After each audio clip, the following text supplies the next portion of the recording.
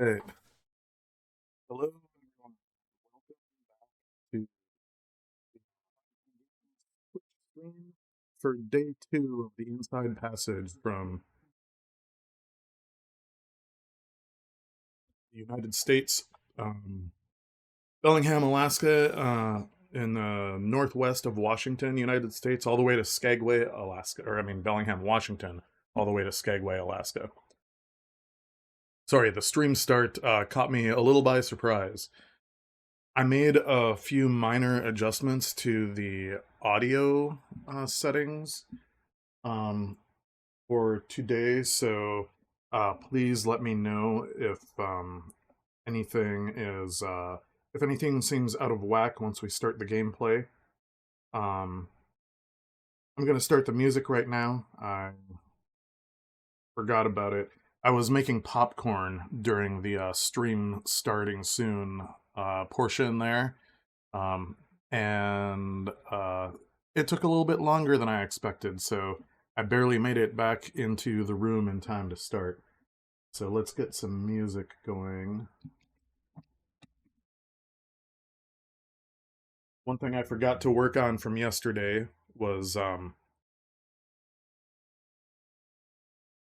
updating the playlist, make it a little bit longer.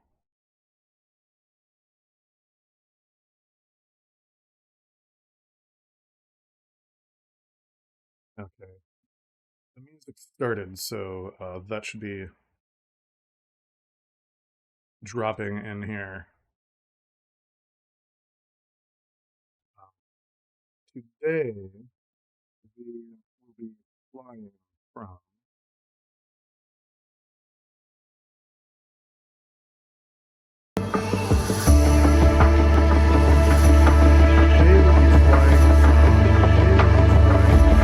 Desolation Sound. Desolation Sound. Desolation Sound.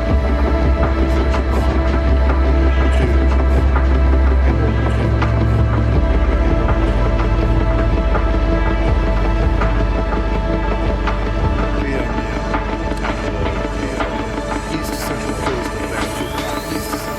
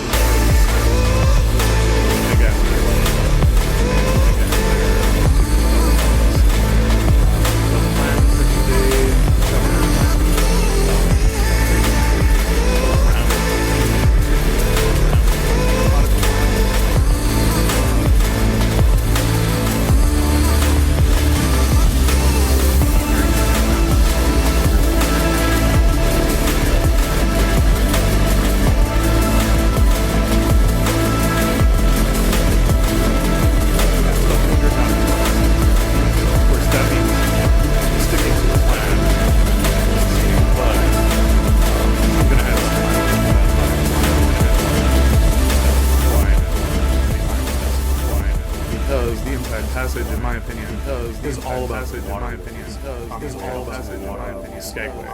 So let's get started.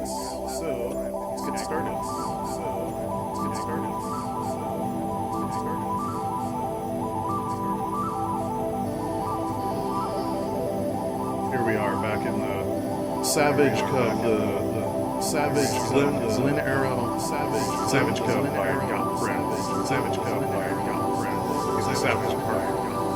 He's a savage.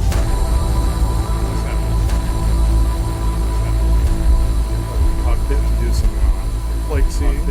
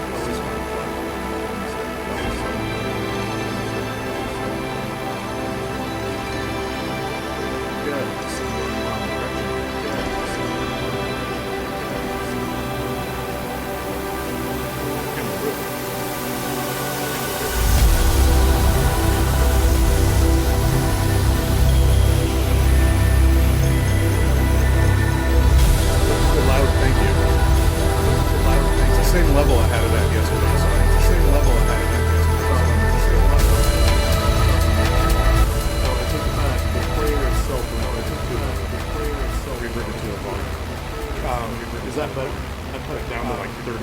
It was at 100%. 30%. It was at 100% in the browser. That was if I had looked, I would have known that was going to be way too loud. If I had looked, I would have known that was going to be. Let's put it that way. If I had looked, I would have known. Let's put it that way. If I had looked, I would have known. Let's put it that way. If I had looked, I would have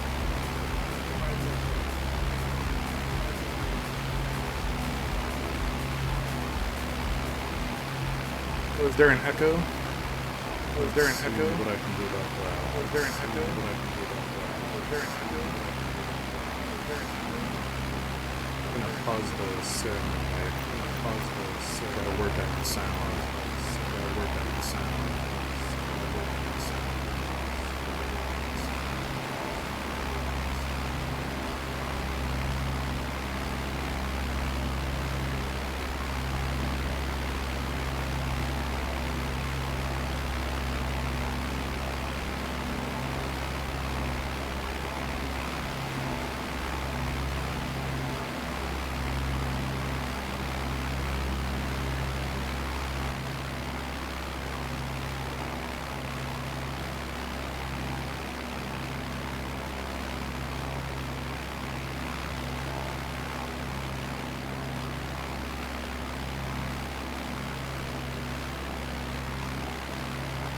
Yeah, East Coast Alex. That's exactly what it was. That was the second thing I went to check. Thanks for the heads up on that. Hopefully everything's better now. Is the music still too loud?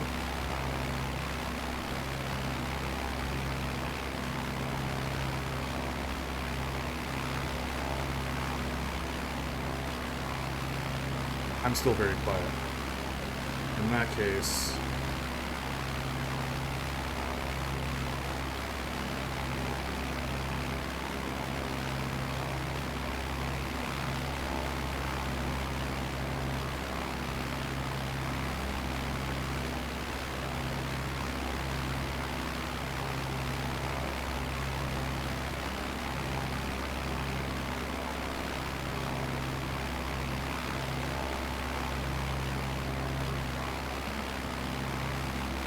I think that probably made a difference.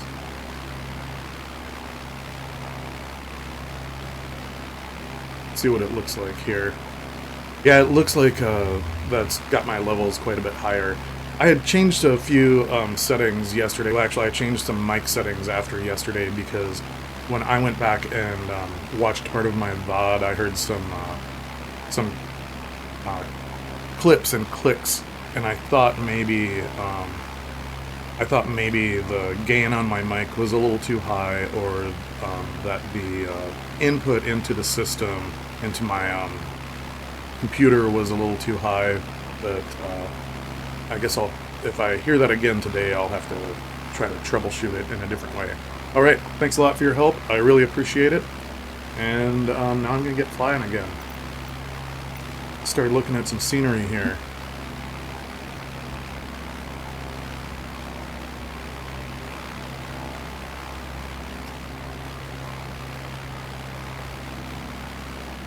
There's a 225 over to Campbell River, it looks like.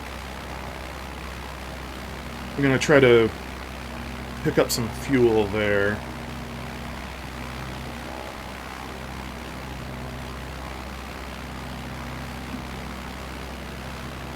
Yeah, let's see. I think I still have the there's the coordinates I started from in that I think you can plug into the sim to get there. Otherwise, the airport that we're headed towards, Campbell River, I think this is the code for it.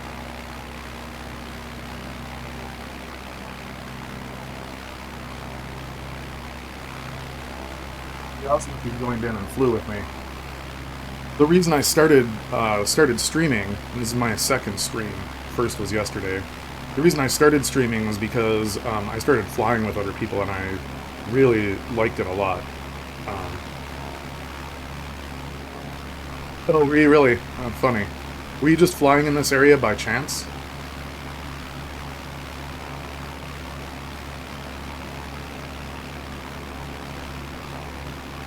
Yeah, if you just head east from Campbell River, you should find me. I'm on the West USA server.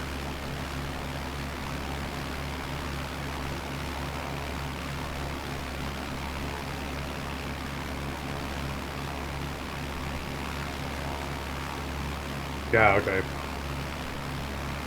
Yeah, I've done this trip a bunch of times on boats, and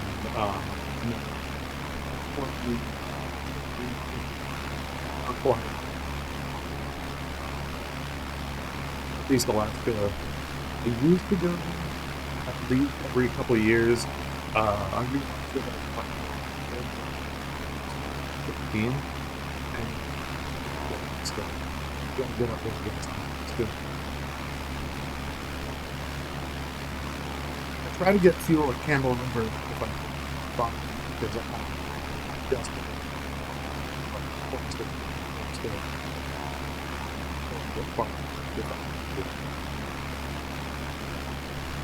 looked at what facilities are available, and to be honest, I'm not going for super realism. So if I end up having to just dump my fuel back up to 100% instead of refueling, that's fine.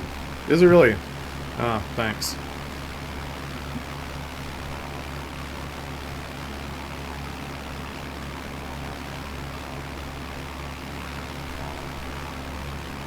Alright, I'll see you there. And hi Ragnar, I see you there. Hopefully you can hear me. I think I might have started to talk louder, and that might have been causing my mic to cut out. I did some experimenting, thank you.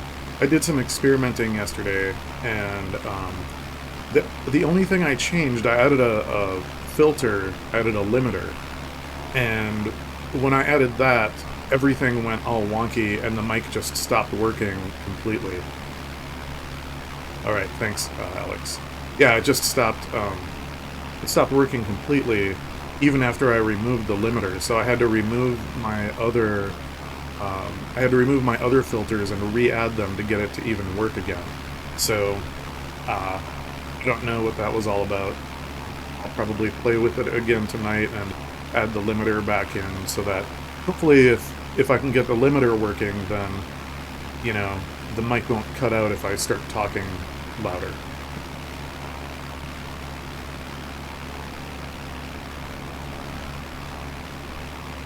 I'm sure part of the problem is also that the mic is about a half meter from my face and off to the side. I really don't like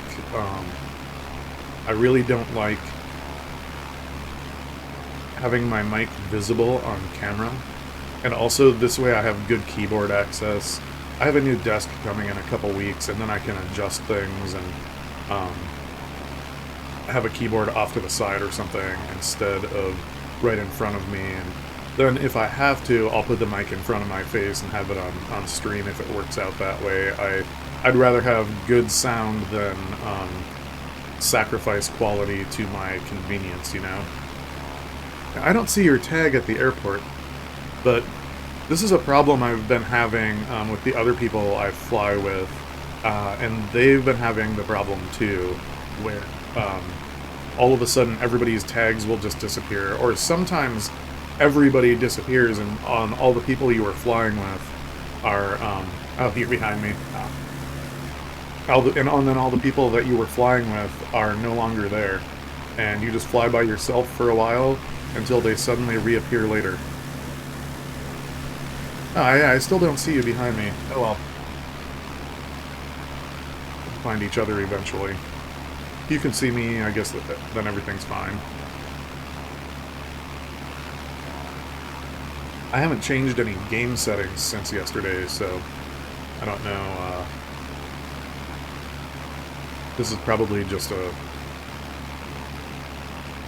part of whatever that bug is.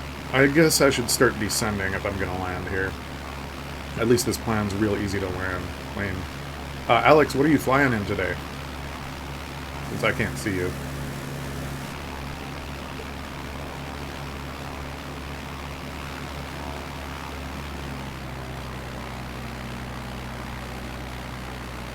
Oh, is it the regular Cub?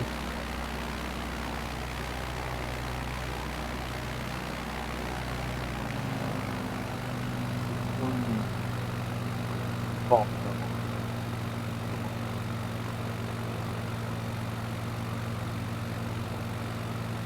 After today's stream, I'll make a checklist of settings to double check before I start every stream, since I experienced yesterday both the sim and OBS having changed a bunch of the settings that I had previously, and I didn't think to double check my settings in the sim today. I thought I had things sorted out in OBS, but I guess the problems I had were partly a remnant of changes I made last night. When I listened using just the monitor last night, everything sounded fine, but, you know, that's not the same. I should always do a recording, I guess, if I make changes and see what the recording sounds like.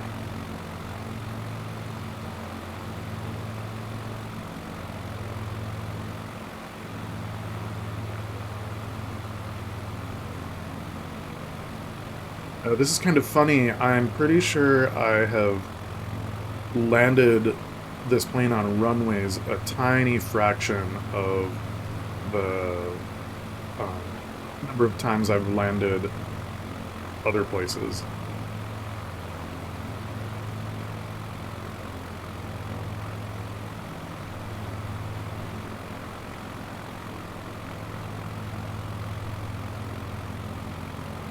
So I'm used to doing very short landings. We'll see how this goes on the runway.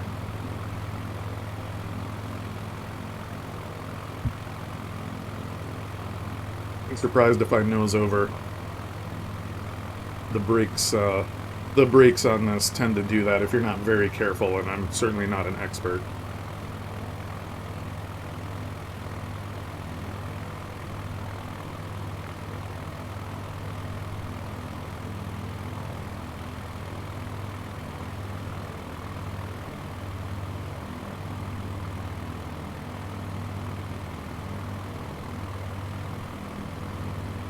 Yeah, after I land, I'll double check. I usually have all players on, but like I said, I didn't. I mean, I've had all players on for weeks now, but it's entirely possible that the sim decided to change a setting for me, like it sometimes randomly does. Yesterday, at the end of the stream, somebody actually popped in and flew with me, so I know that it was working then. It's just something that happens sometimes in the sim.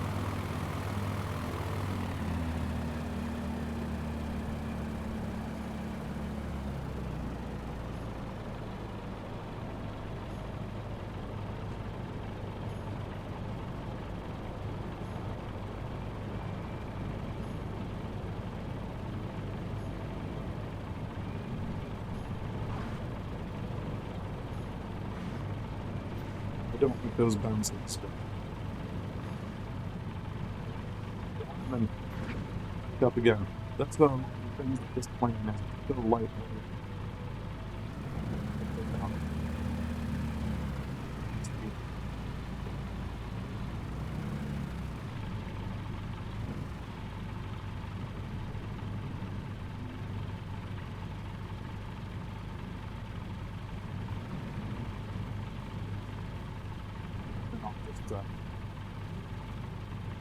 We tune into the ground frequency out of nowhere, if there is one, and request fuel service.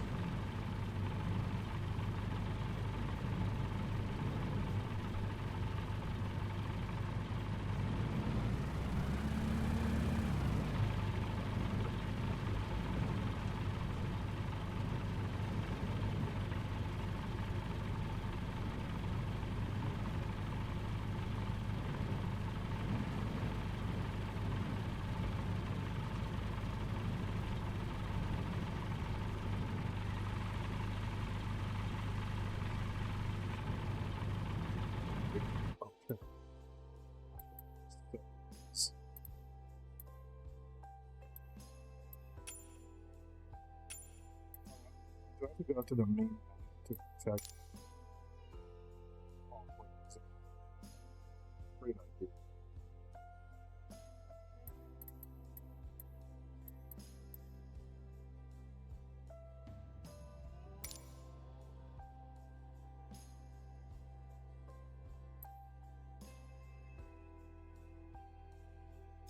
Yeah, all I can do in here is for multiplayer is on.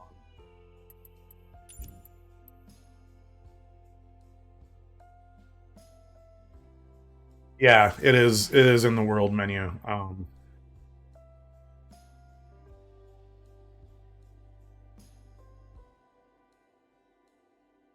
If you guys don't mind, I'm gonna head out to the main menu and double check that and then reload. Um, even if it is on, just reloading might make it so I'm able to see you. All right, here we go. Then I'll just pop back in at Campbell River.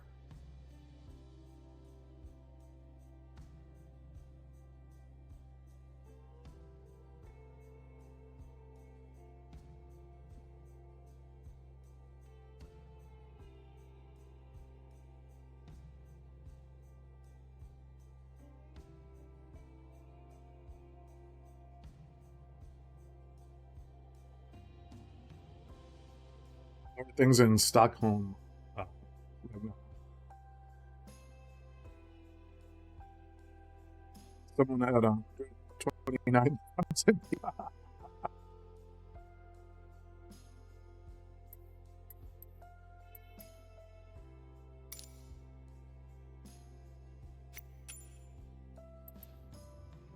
Yep, I have all players on live traffic, real time. Let's see.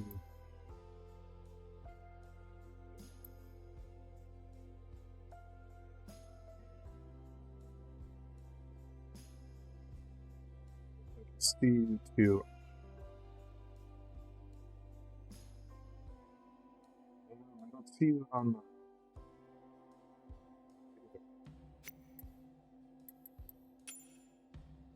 although it does show you as online local players.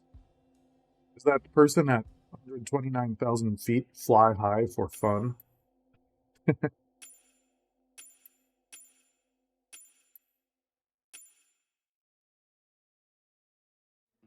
And you're both on West USA server?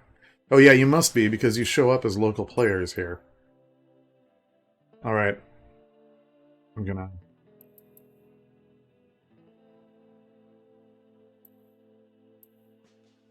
seaplane base. Oh, I'm looking at the wrong airport. There you are. I was looking at the seaplane base. And I do see you on the world map, so pop back in.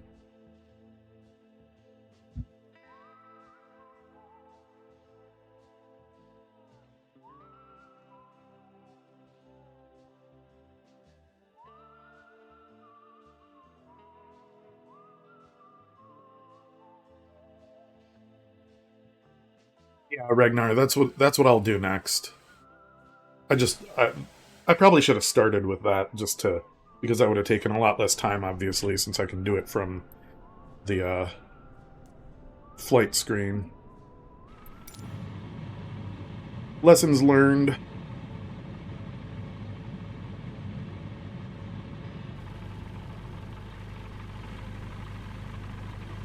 Okay.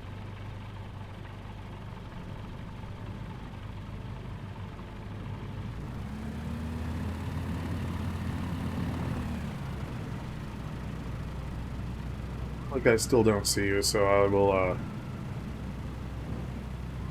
try switching servers and switching back. This squirrely plane tries to exit the runway.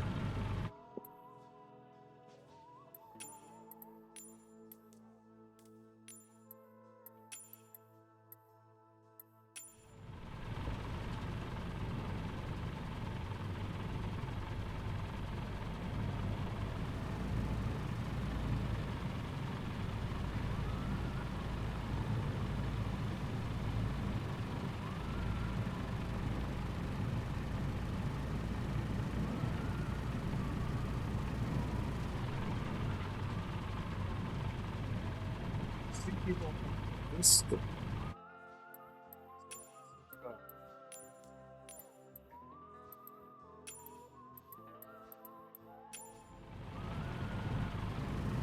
I'm in a bush plane. I'll just drive over too since I'm here.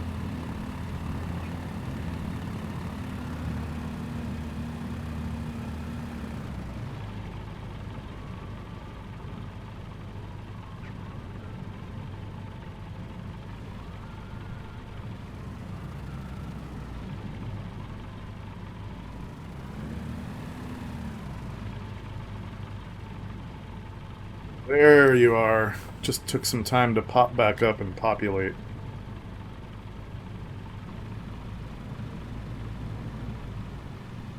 F-18.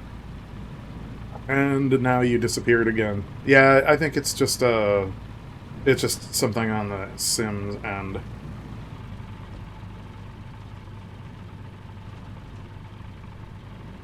You'll probably pop in again in a little bit.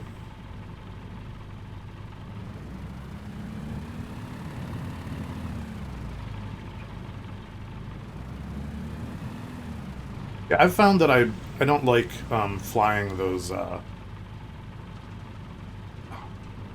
Just does not want to cooperate with me. I found that I don't really like flying the fighter jets that much personally.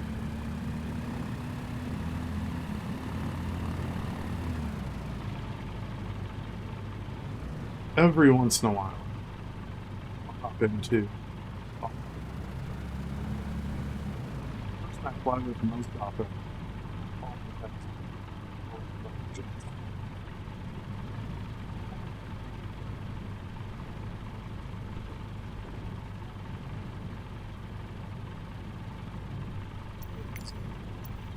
APC here.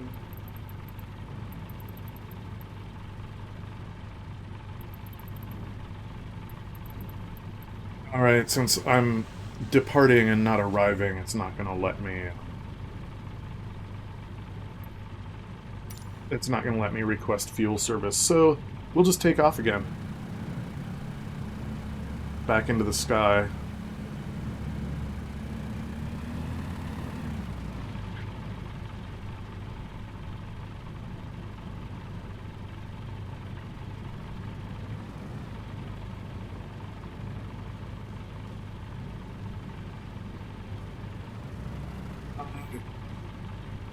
You know, I like to join the Discord call, but to for the sake of it, trying to keep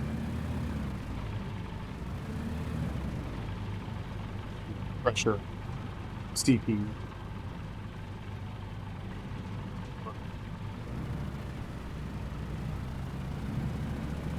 I don't know what that's about, because I'm not talking in a while.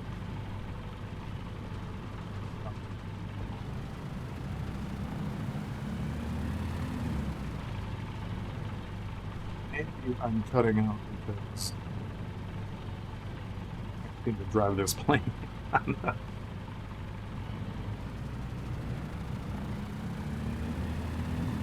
Eventually I'll get a better controller than this Logitech stick.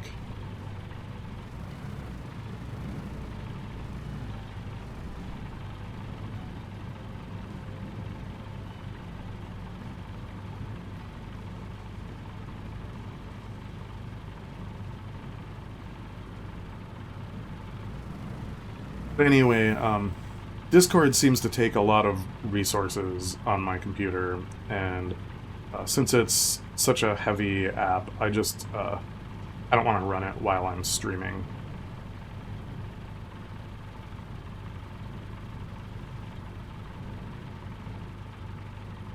Okay, here we go.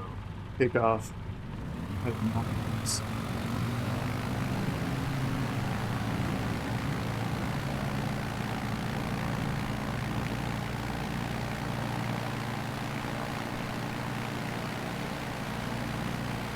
Take a look at my sound. Yeah, it's...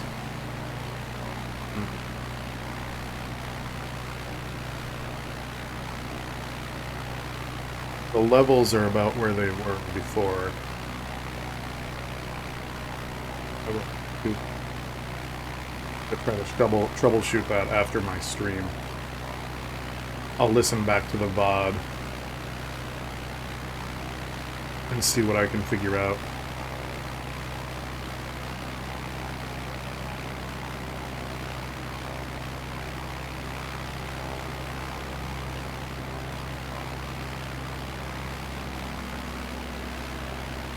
I'm going to...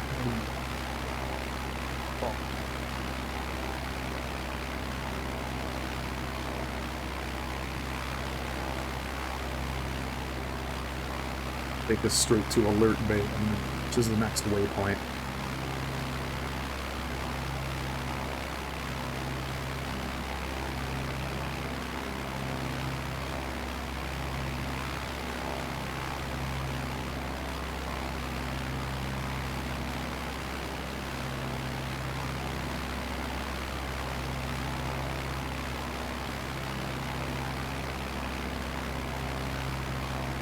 It's mine. The only guy still coming.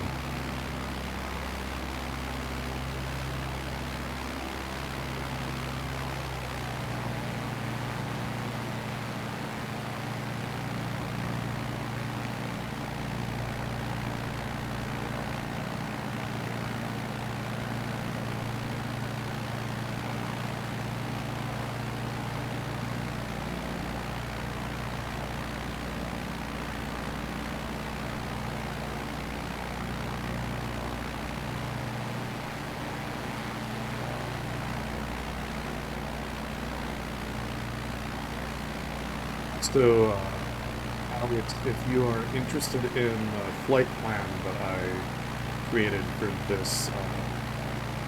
this trip, um, here's what I have. Well, it's in my Discord, so feel free to go check out my Discord, and you'll find that in the flight plans channel. Um, you can download it and fly any portion of it yourself if you feel like it. It's it's informed by my experiences and places I've been um, on the inside passage between Seattle and Skagway.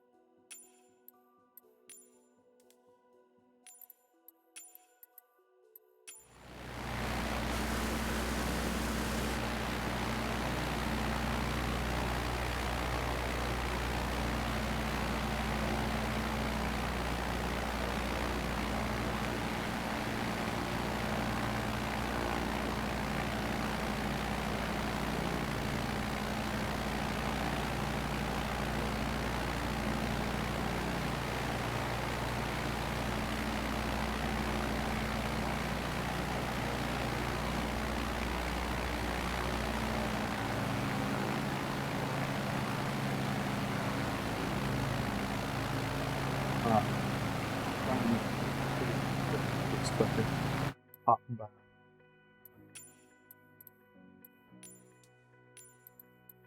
Go rescue USA and see if that see if I can see you in a sustained fashion this time instead of for like 2 seconds.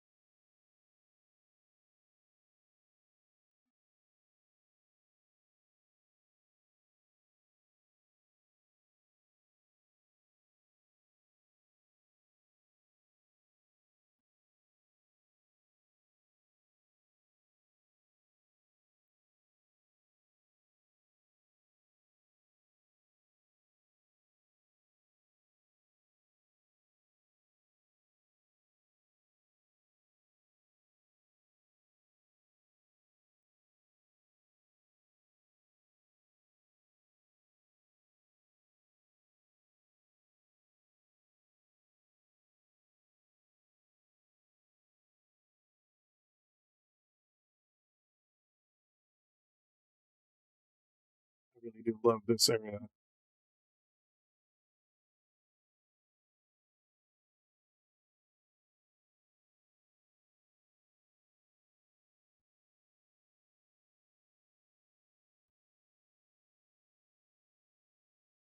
know I said this yesterday, but I really wish that the charts on Navigraph had more place names. I'm more used to nautical charts where, of course, all the bodies of water are named, all the rivers, and a lot of the lakes that are near the coast, as well as towns and settlements and stuff. So it's a little bit of an adjustment to to be looking at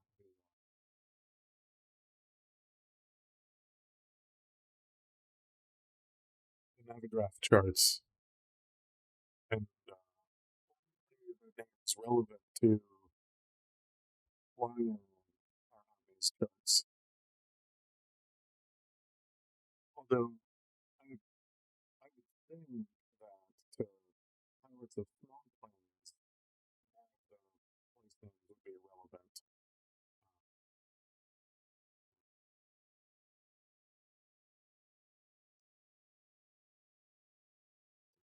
buildings down here, big buildings down here.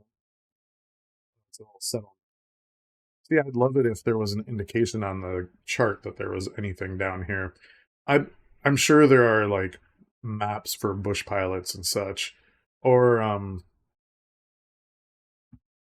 it might have been Ragnar yesterday who was telling me about the Google Maps add-on for the flight simulator. Someone else who was here. It sounded like that only had limited usefulness, but um, at least you'd be able to see these place names because some of them I know and some of them I don't.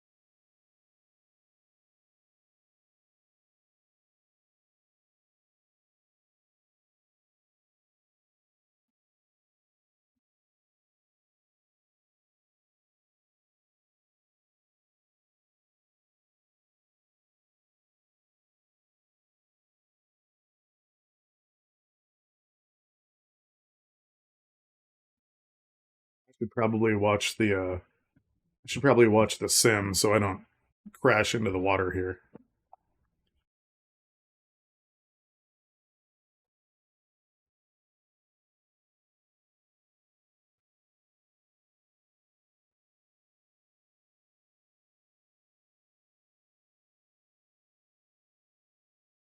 I also should have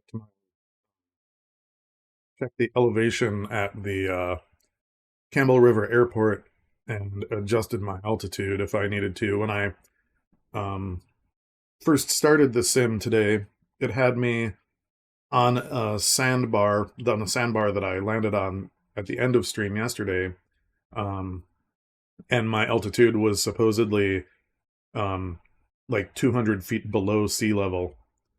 Uh, so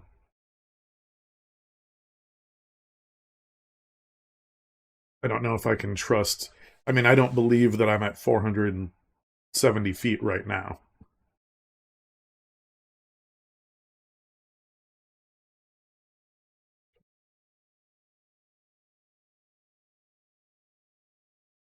Another thing that's a mystery to me about this thing is the way that it changes my real time settings for me. I mean, there are so many amazing things about being able to fly in this sim, and then there are some details that are just sort of baffling.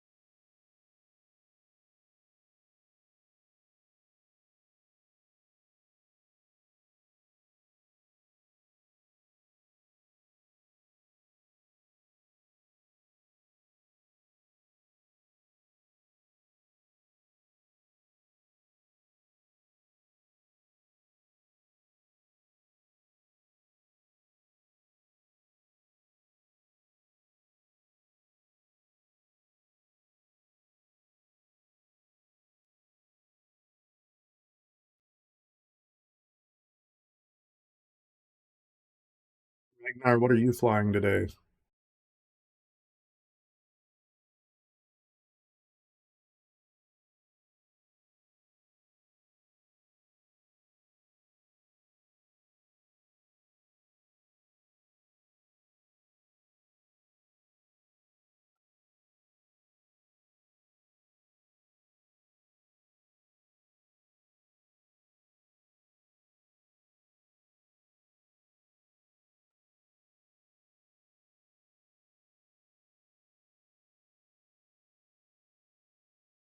Also wondering if you guys are hearing the music because it's barely audible in my headphones.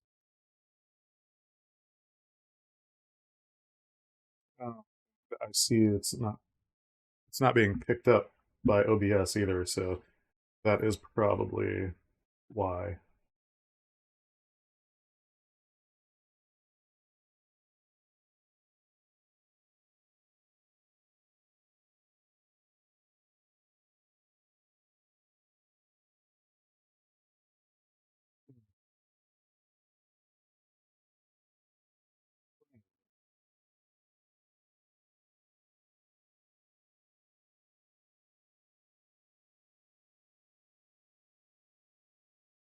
I think it was just turned down far too low.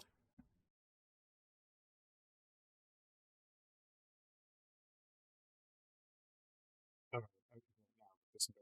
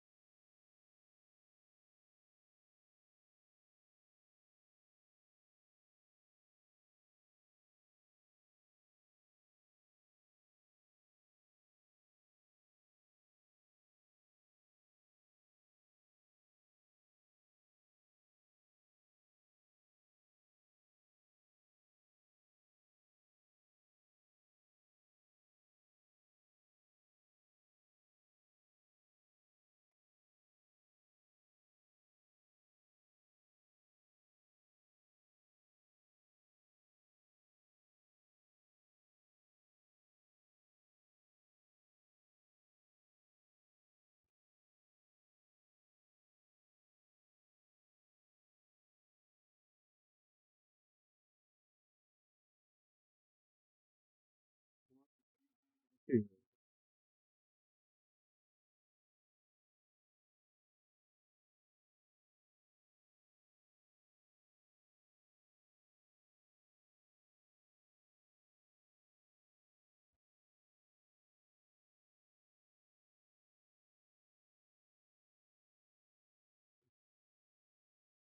Settlement of some kind.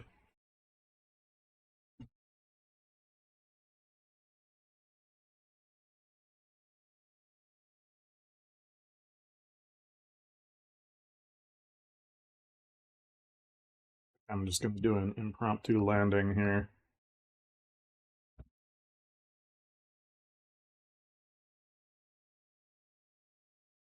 If I can find a level enough spot. This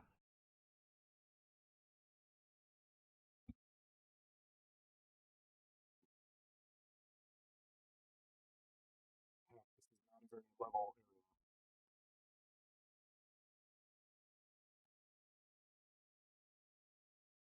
Probably would have been okay, but I didn't hold back fully on the stick there. Now can I get out of here without flopping over too?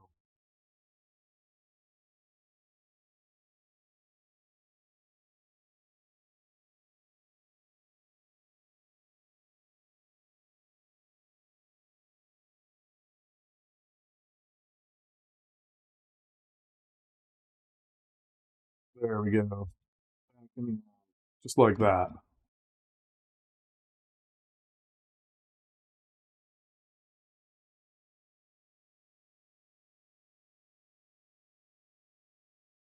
Okay, now I'm gonna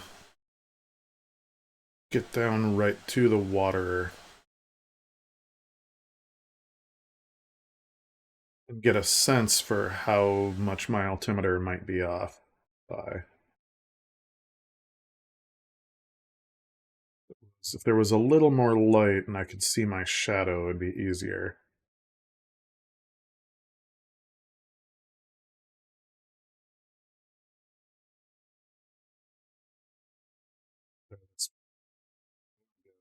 Yeah, about 85 feet.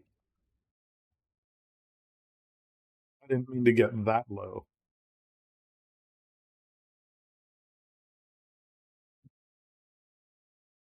I still can't see you, which is funny because I earlier I could see two other people when shortly after we departed Campbell River.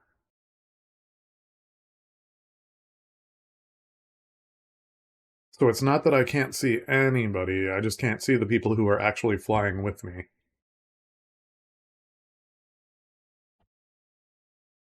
Although right now I don't see anybody, and I have a feeling there are probably some folks flying here.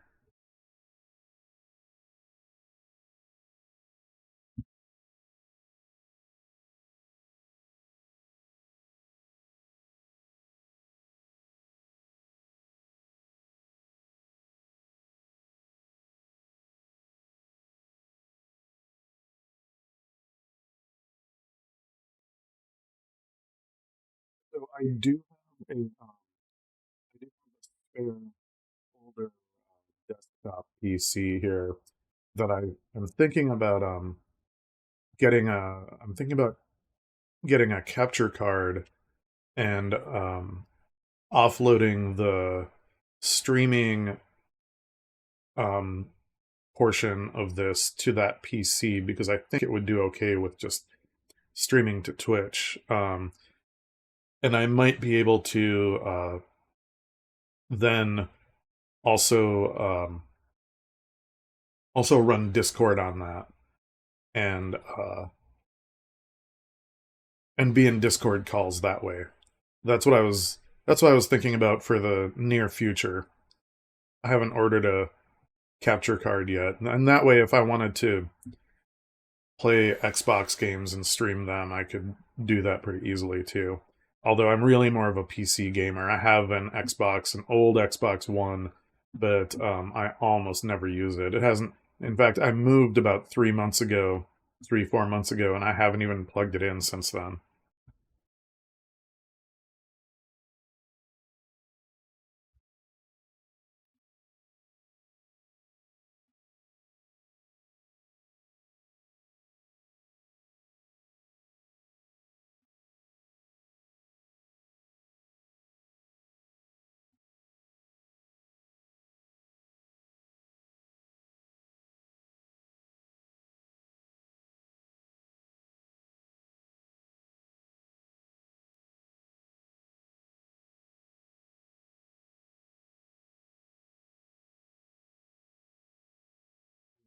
There's Alaska Airlines Flight 80 up there.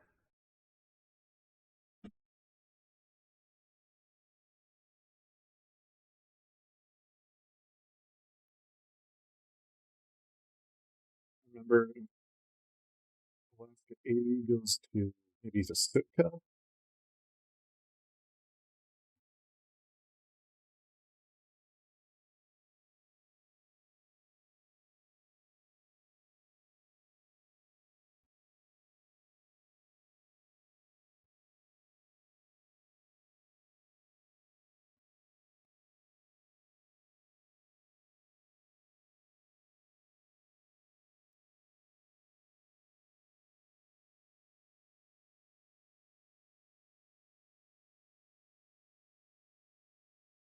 Do you really? That's nice of them. I'm happy to know you have an escort, or we have an escort. I just can't see them. Are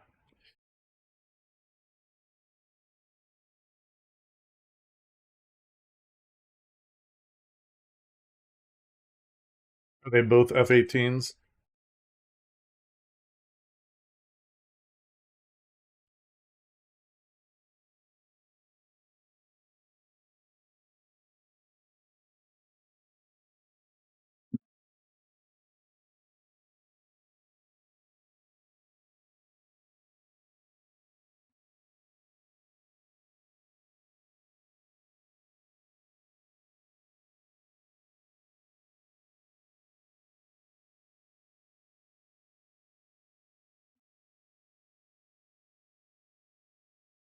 Oh, it is beautiful out here.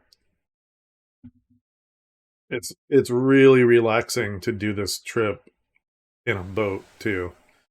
You know, you're going a lot slower. There's nothing to do except relax and watch the scenery as you pass it. Maybe play some games or have a few drinks. I've done this trip on the Alaska State Ferry many times. I've met some really cool people and I've met some very interesting people. In fact, my first time south, um, my first summer in Southeast Alaska, which I spent in Petersburg, the little Norwegian fishing town I was talking about yesterday. Um, I was on the way back with one of my friends, and there were a couple other people who had spent the summer in Petersburg who were also on the ferry. Um, but I met this man. His name was Thomas, and he got on the ferry in Ketchikan, and um, he he made some very strange claims. He claimed that God had given him 17 marketable gifts, and he was going to use them to become a billionaire. But one of them was that he could speak um, 800 words per minute or something like that. And he said that although it sounded like gobbledygook to everyone else, he could understand it. And he could also write over 100 words a minute. And to everybody else, it looked like a straight line, but he could read it. And I don't remember. There were other things he told us too, and I don't remember exactly what they were. Oh, he told us a story about being in Eastern Washington on a Greyhound, and it got stopped by some kind of a roadblock, and uh, and he um, and he knew that the roadblock was set up by Bill Gates's goons because they were out to get him. Because one of the other inventions that God gave to him or one of the inventions God gave to him was a supercomputer that would put all of the Windows computers out there to shame. And so Bill Gates was out to get him and was trying to assassinate him. And so he got the bus driver to open the door and just ran off the bus out in the middle of the countryside in Eastern Washington. um, but this will all make more sense to you when I tell you that God started speaking to him after he fell out a third-story window and hit his head. And he didn't feel quite right, so he decided to go for a drive immediately after that happened. And God began talking to him on that drive. So, head injuries are no joke, but it's a funny story.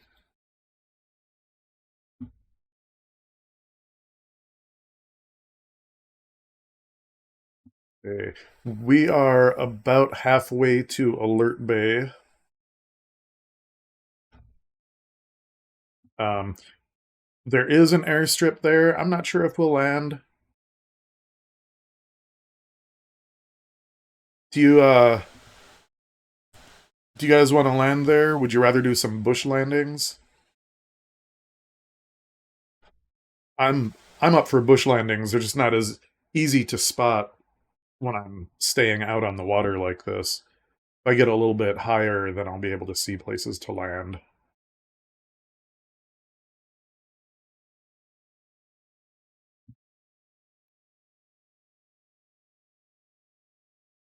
Oh, did Alex take off? Oh well, maybe he'll pop back in.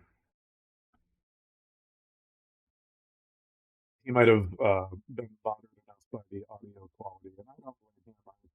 I like to be able to hear streamers. I don't stick around very long. I also don't like to troubleshoot on stream, so I don't know enough about audio problems to figure out why my mic is cutting out. I had an idea, and that clearly wasn't it. Um, and it's not a problem I've had before either, so I'm not sure what's been causing it. Um, I think I'm better off recording things after the stream to see if I can pinpoint what's happening, like when I listen back. Yeah, it was everything was fine yesterday. I listened to the whole VOD. Well, I shouldn't say fine. There was some uh clips and other noises that made me think that maybe I was uh that maybe my mic's gain was too high. Although I think it was already on the like one of the lowest gain settings. Or that its input into my system was too high. And so I adjusted the input into the system. I turned it down by about 10%. And so when Alex first came on, he said he could barely hear me. And I adjusted it back up, but I just put it at the exact same level as yesterday. And the other settings are exactly the same as yesterday. So I'm not sure what the problem has been. Is it cutting out right now?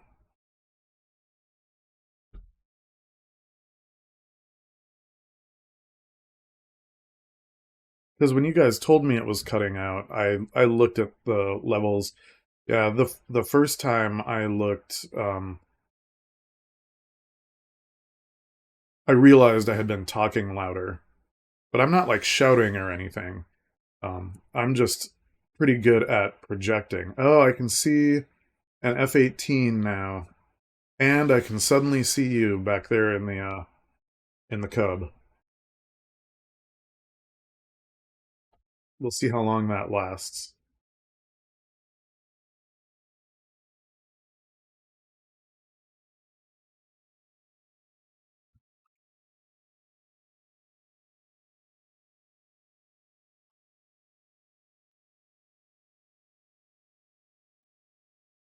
Funny, usually this plane pulls to the left, um, and today it's pulling to the right if I let go of the stick.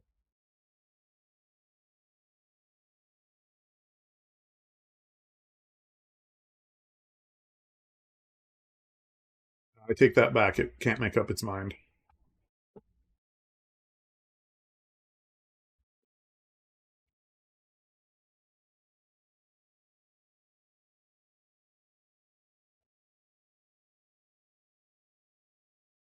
I think before tomorrow, I'm gonna research the.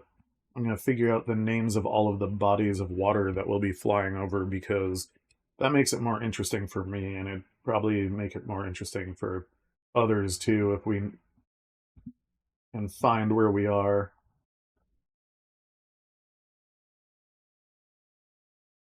Initially, I thought this was maybe Johnstone Strait, but I don't think that's the case. Oh, did we? We passed through Seymour Narrows back there, and I didn't even notice.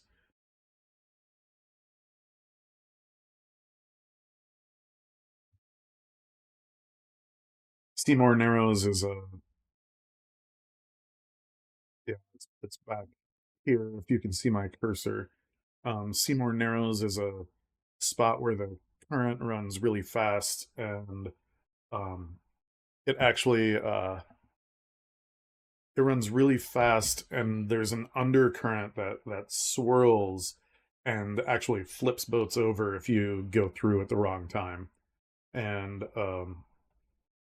years ago, maybe 10 or 12 years ago, there was a small cruise ship.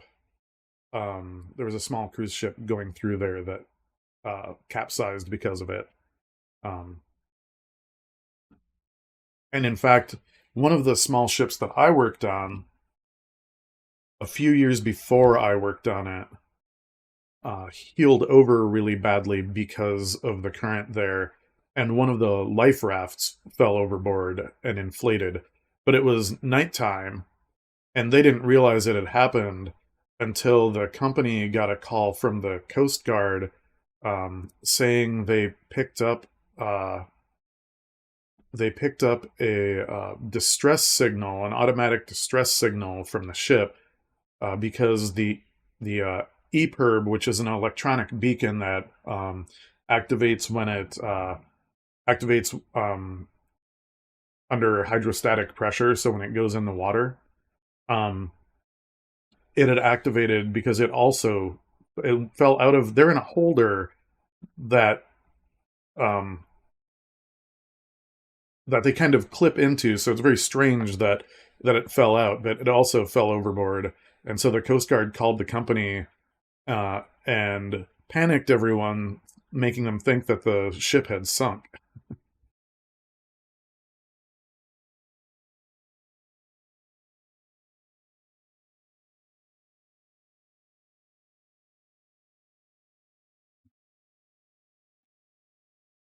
Oh yeah, he already disappeared again.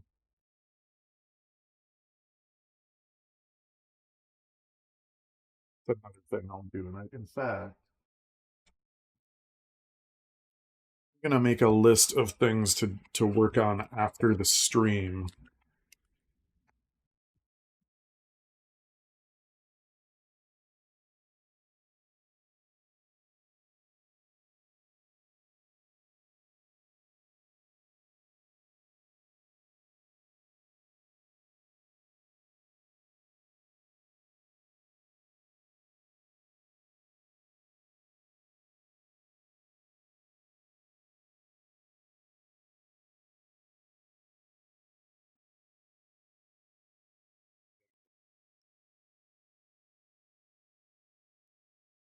So after today's stream, I will see. I'll do some research into a few things. Oh, thanks, Ragnar. Um, it seems like it would. It seems like it's probably going to be kind of hard to troubleshoot since it's intermittent. I tell you uh, what? How about if I just start talking loud and you tell me if it cuts out then? Because that's really the first thing that came to my mind. And so now I'm talking louder and I'm going into the red quite a bit. And so I wonder if that's making the mic cut out. And now I'm just back to my normal volume.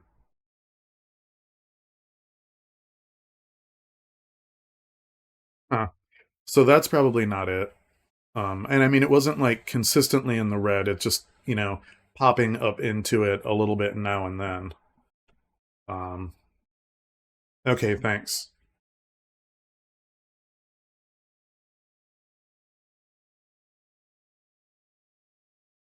But the other thing, not being able to see people in the sim, I will, oh, now you're visible to me again. It's a mystery. Um, Not being able to see people in the sim, I will research and see if there's any kind of a fix for that. Or who knows, maybe I have a mod or something installed that causes it or exacerbates it.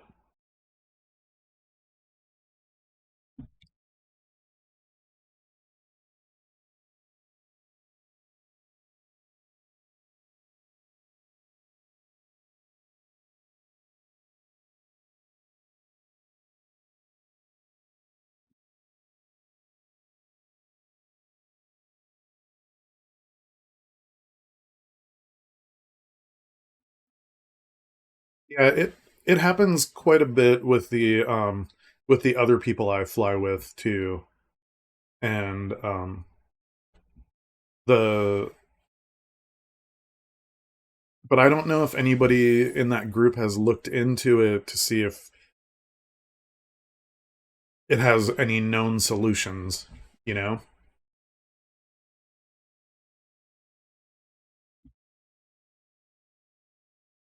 So when I first came back into the sim today, when I left yesterday, I forgot to save my location. Oh, yeah, I have the fastest internet here. I've lived here about 4 months. I have the fastest internet here that I've ever had. Um, so I'm pretty sure that any stream problems I have are not going to be due to the internet, and any game stuttering or anything, I can be fairly confident um, is not internet related. My computer is just a mid-range gaming laptop. Oh, the volume was low, or it was cutting out. If the volume was low, that might be because I looked away while I was talking. Oh, hello there.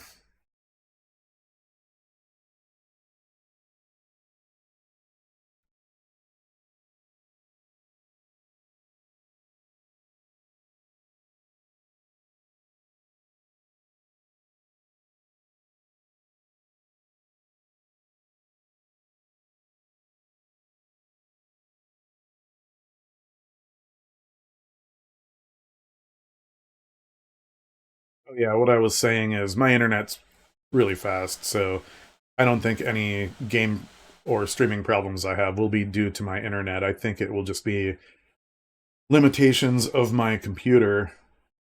Um, I will I'll upgrade when I can afford it. I have my I have my eyes on some uh, desktop PCs. Um, that will be an upgrade from this, but won't totally break the bank. I just can't quite afford it right now. I moved, like I said, about 4 months ago. Yeah, I moved for a new job, and um, for 5 weeks, they only gave me part-time hours and never gave me the position that I interviewed for and was offered. And the business was just really slow, and they overhired. And after 5 weeks of part-time work, they laid me off. And finding a new job proved to be a lot more difficult than I imagined.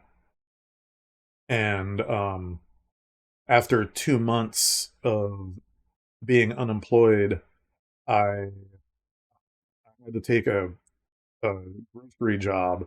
I worked grocery years ago. I have a lot of experience in it, but I never wanted to work it again. But I just got to the point where I had to accept basically anything that was offered. And so now I'm making the least money I've made in about 10 years, but at least I can pay my rent and bills. So, and it uh, gives me a cushion and the time to look for a job that I actually want. I don't have to accept something that I don't want. And uh, I can watch for things that even if I don't really want them, they'll offer me more money than my current position.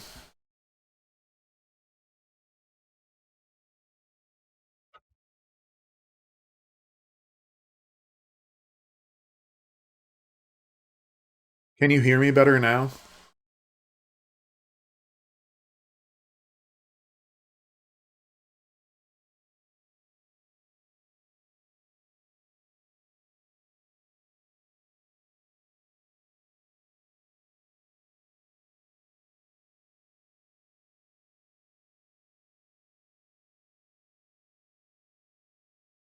Okay, thanks.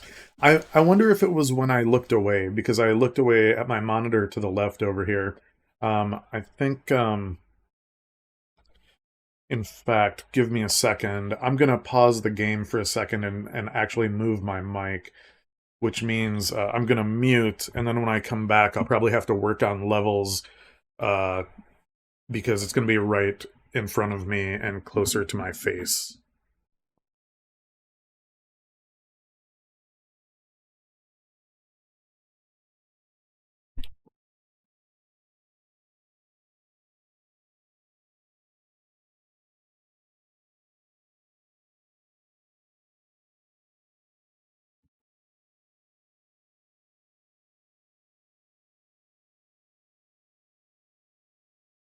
Okay, let's give that a try. Uh, my levels look higher. I'm not talking any louder than I was. It's just directly in front of me instead of off to the side. So now maybe when I look a little bit to one side or another to to another monitor, it won't make as big of a difference. Maybe. Uh, I have a new desk coming in a couple weeks, which is bigger, and I can just plop two monitors onto the desk instead of having them off to the side so much. And I think that'll be pretty helpful in terms of being able to look directly um, or speak directly into the mic.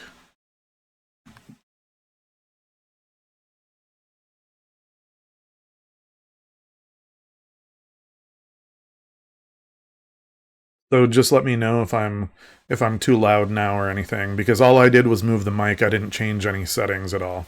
Okay, thank you. I'm gonna get going again, and we'll see what happens. Wish me luck.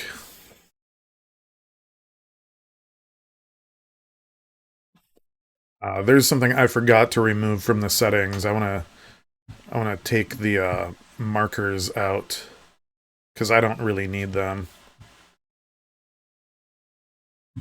If I need to refer to my position, I can always just look at Navigraph.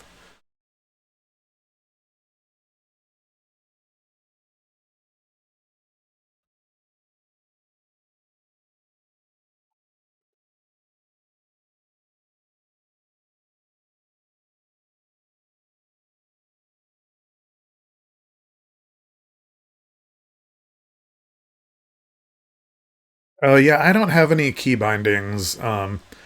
I plan on it. I know it'll make things easier. Um, I just have a hard time figuring out uh, what bindings are or what the most convenient bindings will be. Oh yeah, that's a good point.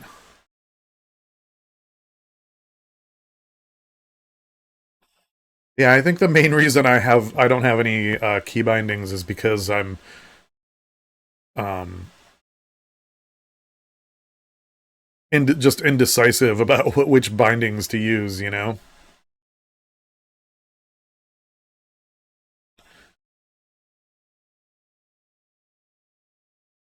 Okay, we're almost to Alert Bay.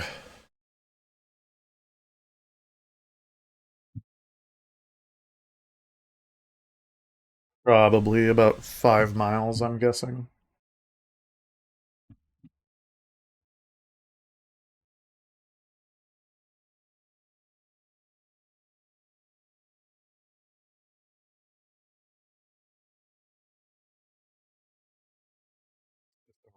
Just on an island ahead of us.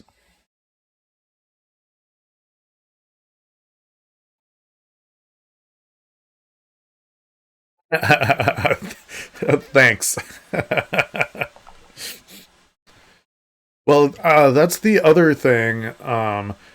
I think I have to like maybe find a place where I can just print out all of the default key bindings for the sim, so that I don't use one of those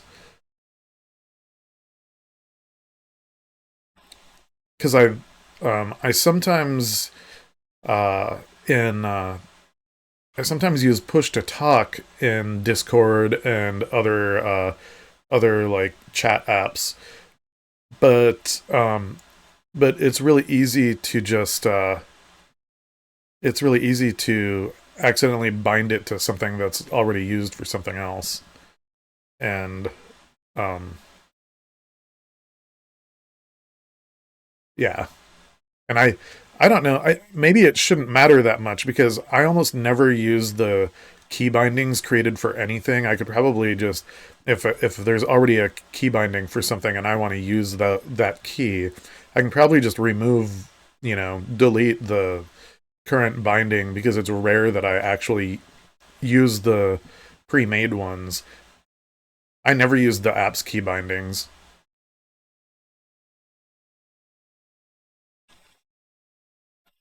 I think we're, yeah. All right. I'm going to see if I can get fuel here, which I guess means I will just pull ATC up now. Here.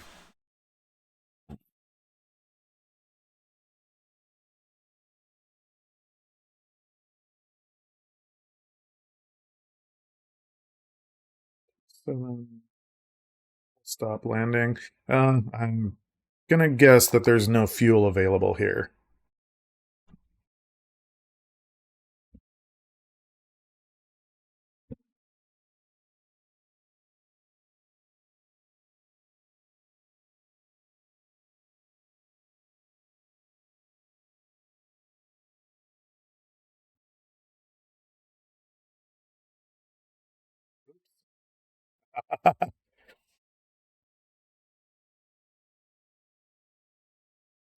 Landing, pay attention.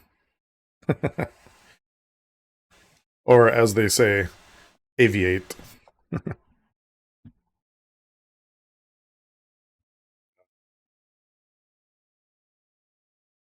So easy to take back off in this plane.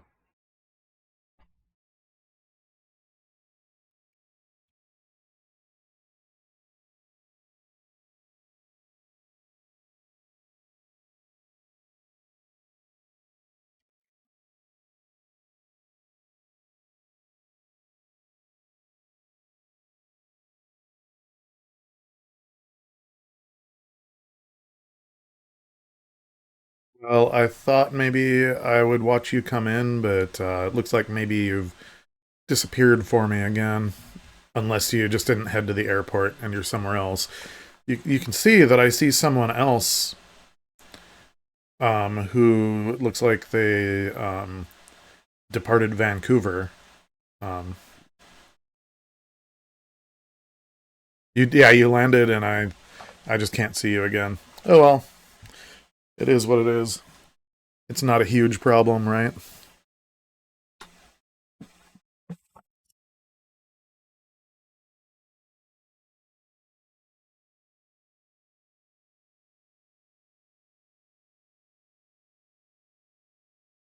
Okay, no fuel here.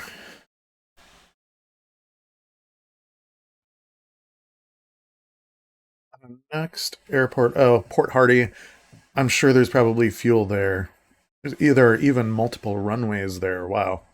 Um, I think at Port Hardy we'll probably just land on, was it runway 29, which for us will be easy to do just straight in, and that's only 18 miles to get there. I'm not in dire straits, but after Port Hardy there won't be any fuel for a while, so if I can't get fuel there, I will just re-up to 100% and call it good. Get rid of ATC.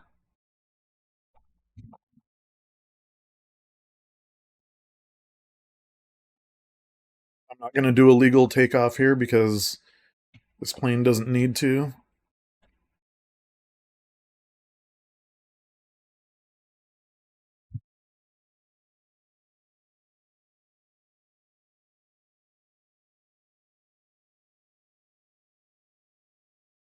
You can check out the town, I guess.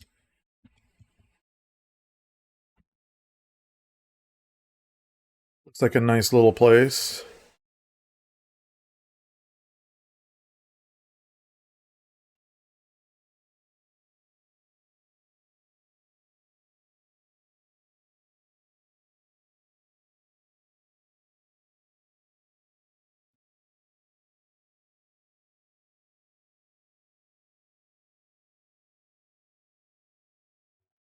Okay. You know what I'm going to do? I'm going to land on this road and adjust my altitude since I forgot to at the airport. Although it looks like it might be fairly accurate at the moment.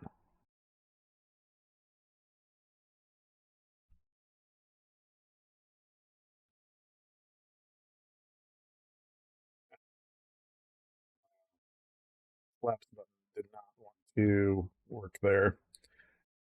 Of course, they deployed now that I got back into the air. I'm just going to turn around and actually land there. and check my altitude.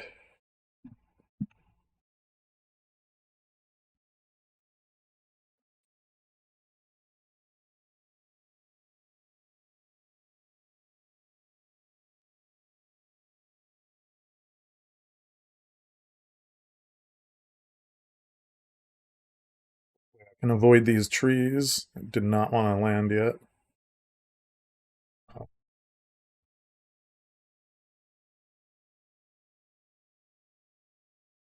Yeah, look at that. 76 feet. That's obviously wrong when the water is right here. I'd say at most I'm at 5 feet, so I'm gonna adjust that. Get in the cockpit.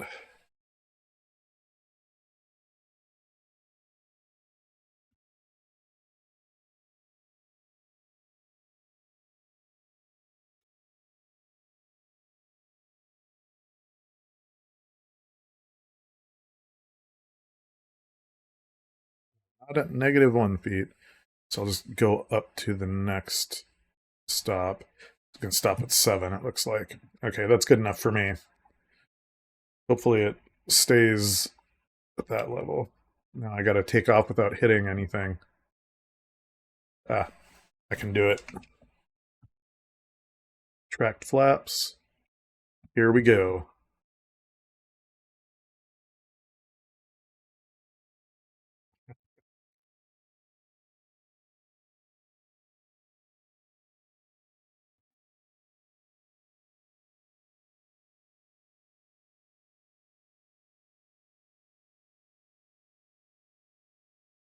Okay, next scheduled stop is Port Hardy.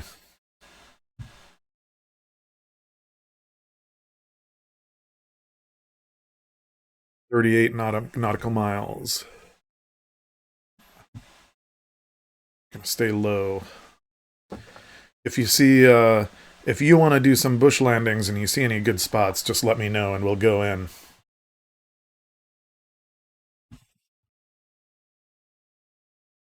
If you're flying low like me, you might just miss all of them.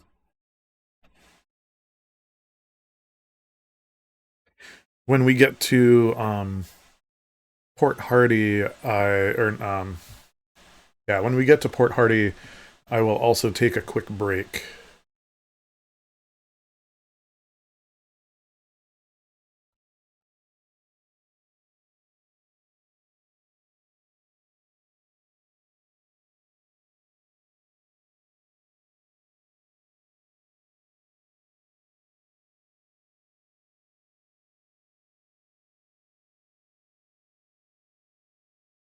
Thing I have always wished that, okay, yeah, one thing I've always wished that Windows 10 offered is the ability to keep a window on top or uh, make it sticky, as some versions of Linux have called it. Um, because I have my Stream Chat undocked from OBS, and I've just got it in the corner on the sim here, and it's really convenient to have it there. But anytime I click on the sim anywhere, it goes on top of the chat, of course.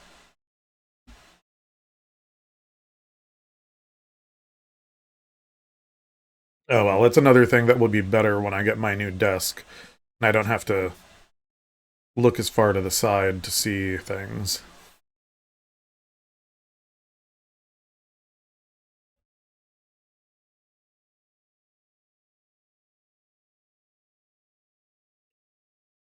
Oh, look, there you are again.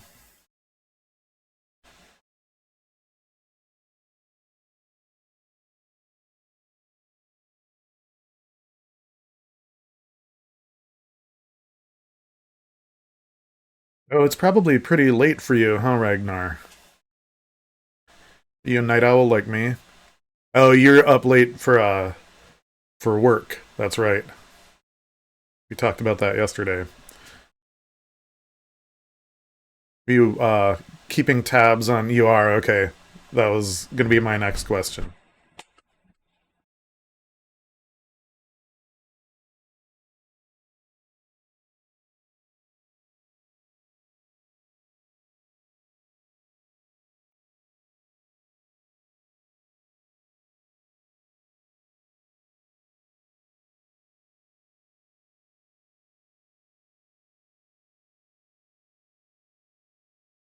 How's that game going?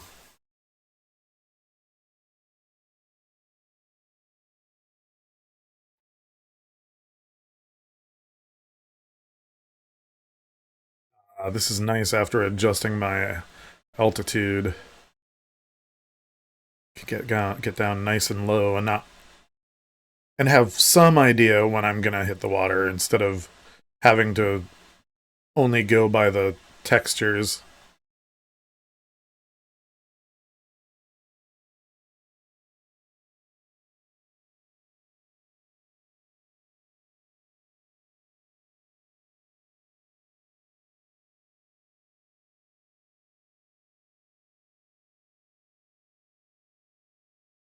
One to one.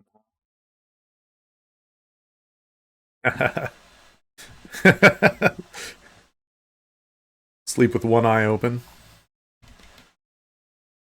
That doesn't make for very good sleep.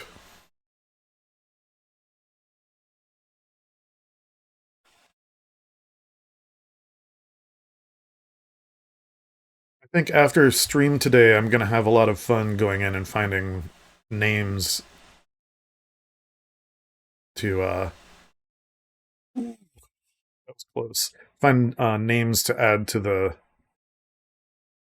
chart for the trip.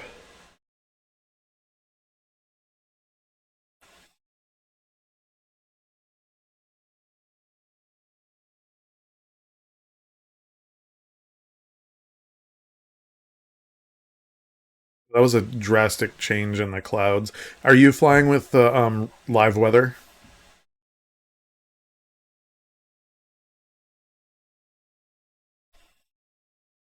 I've got real time and live weather on, which means that probably when I leave Port Hardy, I will have to I will switch it. Um, I'll probably go back a couple hours because when you're flying for scenery, the darkness isn't the best thing, and it's not like we're gonna get a really nice sunset out of this with all these clouds. So I'd rather fly with some daylight since I'll probably go for a couple more hours after the break.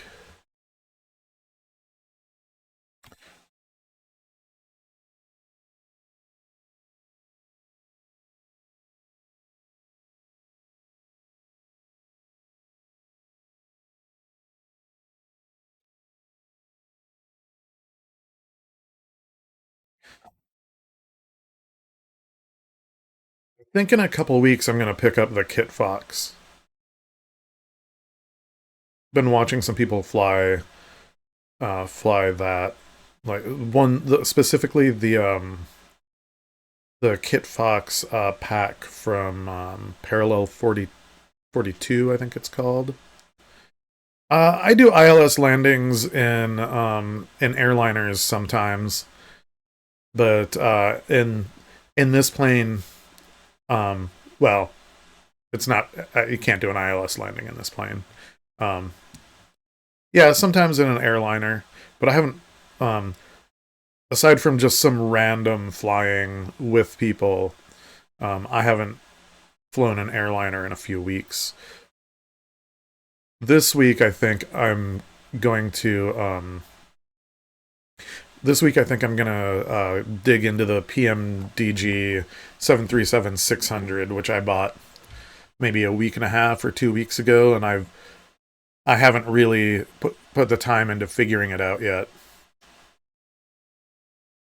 And the next airliner I buy, which will be a ways down the road, I'm not sure what I will go for. Oh, all the planes except for the airliners. Nice.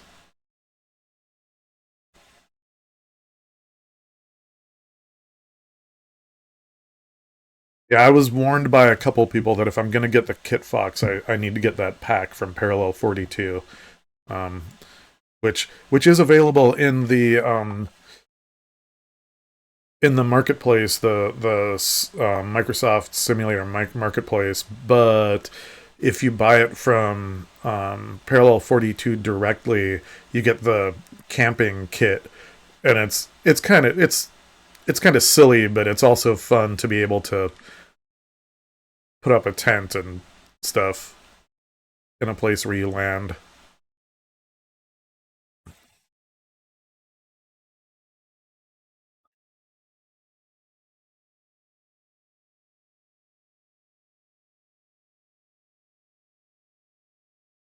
But yeah, this week I'm gonna dig into the like cold and dark starts with the PMDG, and also uh,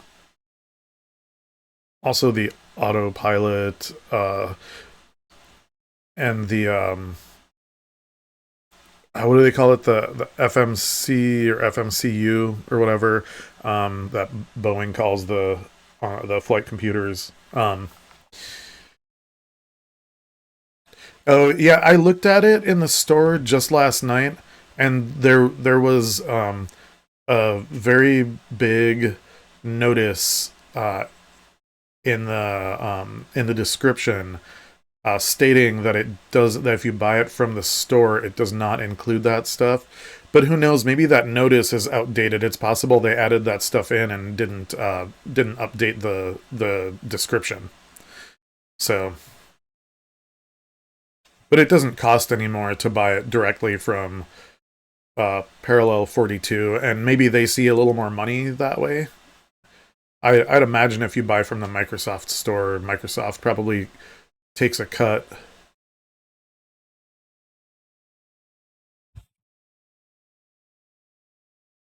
Hey, party, here we come.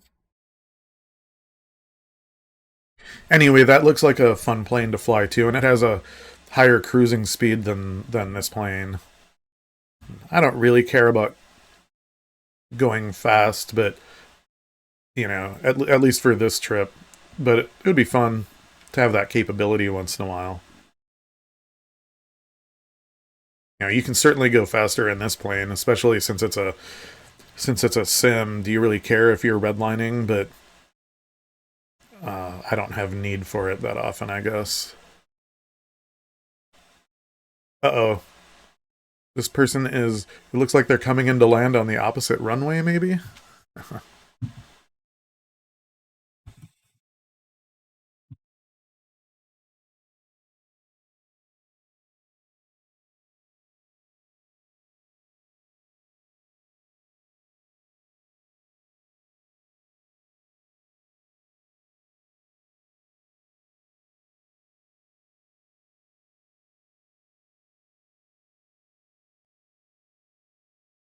I'm just going to come in on the opposite runway. Or maybe I could land on one of these smaller runways, even though they're not active.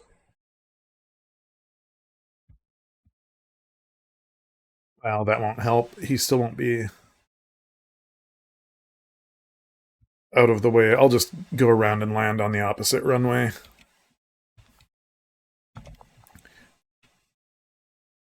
Make it slightly more realistic, I guess, since I didn't announce any intentions or anything.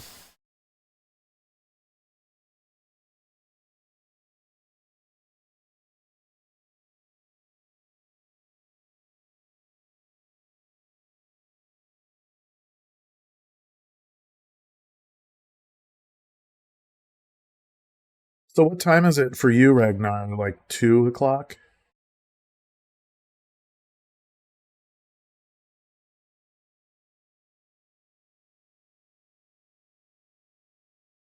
4 o'clock? Two. Okay, I was right the first time. I started to doubt myself. I should have known better. Okay, gonna come around Thomas Point here and get lined up on the runway. Is it runway 11?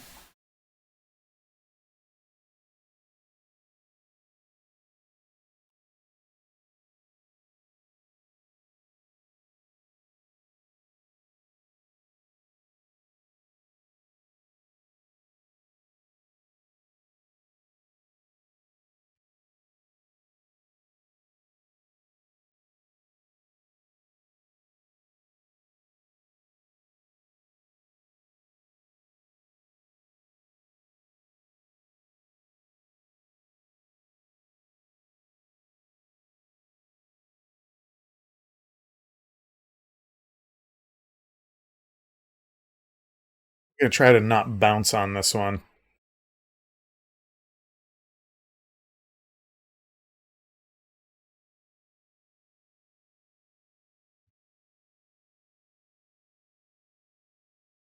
Could I come in any lower?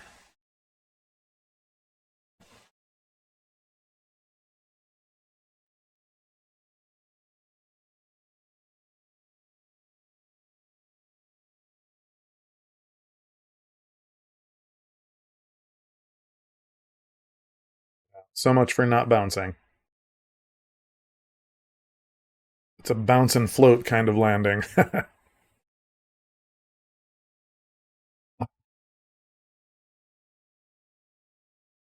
Plane just really wants to stay in the air. Yeah, I think I'm gonna have to do some non-sim landing practices. Hmm, forgot to tune into ATC.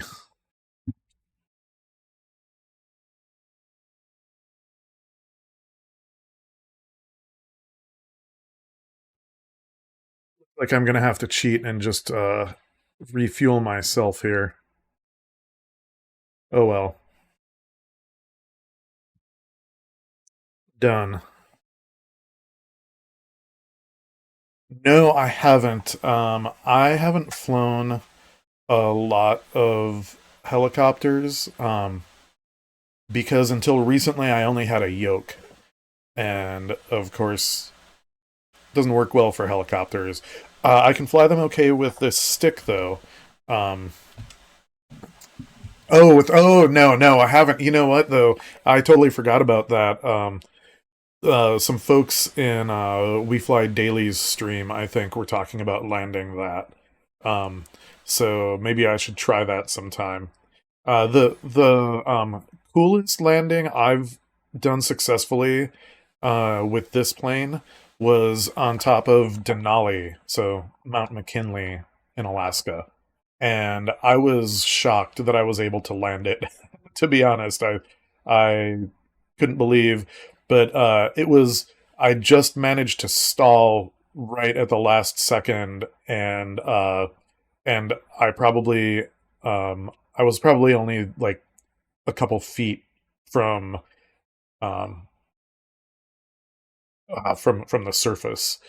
So it worked out fine, and I think I was just lucky. Of course, taking off was a different story, but fortunately, this plane's so light, I was able to just drive it right over the edge and pick up enough speed to from the fall to get airborne.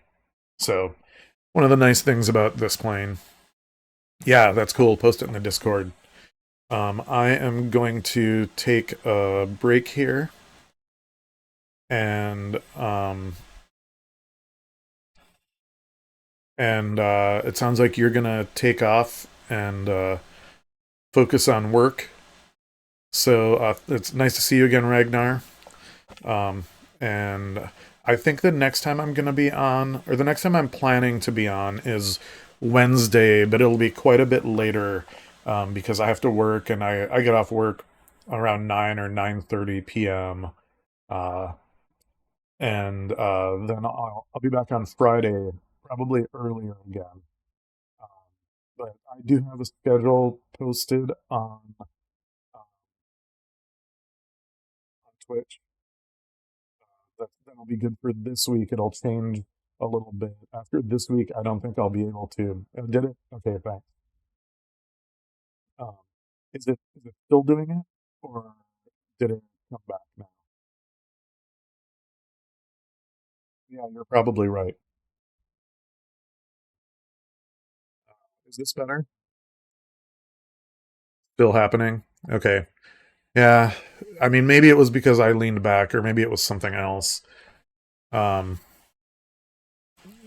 well, I'm gonna take a break, and hopefully it will be.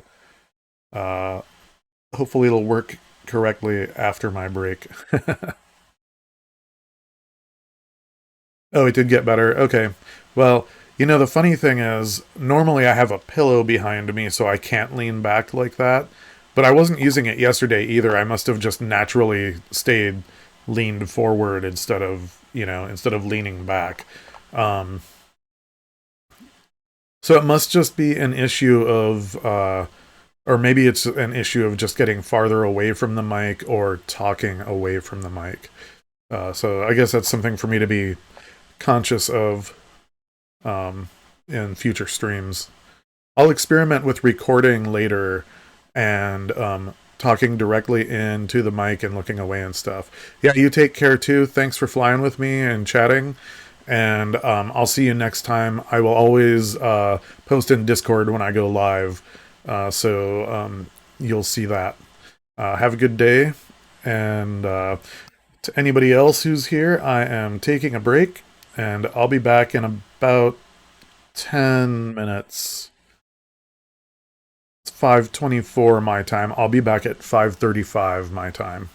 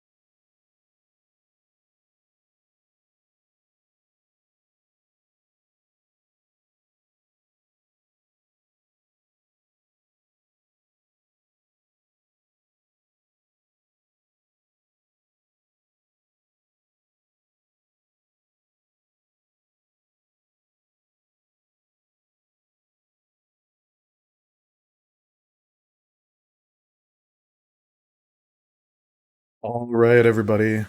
I'm back after that 10-minute break. Wasn't that much of a break for me. I had to throw some laundry in and, uh, well, mix a drink. I know this looks like a big drink. It's a gin and soda, full almost to the top of this wine glass, but it is mostly soda. And the point of this gin and soda is to commemorate my last trip in the Inside Passage, which was in 2016, um, with my friend Annika, who grew up in Juneau, Alaska, but I met her in Seattle, uh, maybe 10 or 12 years ago. Um, and we took the ferry back together, and well, we smuggled a couple bottles of our favorite gin on with us, which wasn't technically allowed because we didn't have a stateroom. We were camping out in the theater, and we just wanted cheaper drinks and better drinks than were offered on board. So we poured these bottles of gin into some large Aquafina bottles and had our own soda bottles of soda water and just mixed the gin in bottles to drink out of. So this is not that gin. This is a lesser gin, but I thought I would do this in memory of that trip because we're about to hit uh, Queen Charlotte Sound, uh, where I remember being very seasick and just self medicating with gin and soda and spending several hours uh, lying down um, on the seats in the ferry theater. Anyway, here we are, Port Hardy in the Savage Carbon, Port Hardy on the northern end of Vancouver Island. Um, I am going to change the time now, dial the time back a few hours because I want to have some daylight to fly in. Oh, this is a spooky looking scene, isn't it? We'll go with this weather for now, even though it's still kind of dark. I like to fly with live weather when I can. Um, Once we get out over the water, if this is too dark to really appreciate anything, I'll change the weather. But for now, oh, you know what? One more thing. My friend Annika and I went to a store. I can't remember if this was Tongass Trading in Ketchikan or if we got these somewhere else. Um, Both of us got these. This is kind of corny. Both of us got these little ceramic extra tufts, which, if you live in Southeast Alaska, you'll hear people make the cheesy quip that they are called the Alaskan sneaker because it rains so much in that part of the world that you have to have a pair of these. And some people have more than once. Some people have the regular rain boots or shoes, which are only like ankle height. And some people have insulated or steel toe, depending on their purpose. Um, but yeah, we both have these to commemorate that trip. These to commemorate the trip as well as our memories of the gin and soda on the ferry.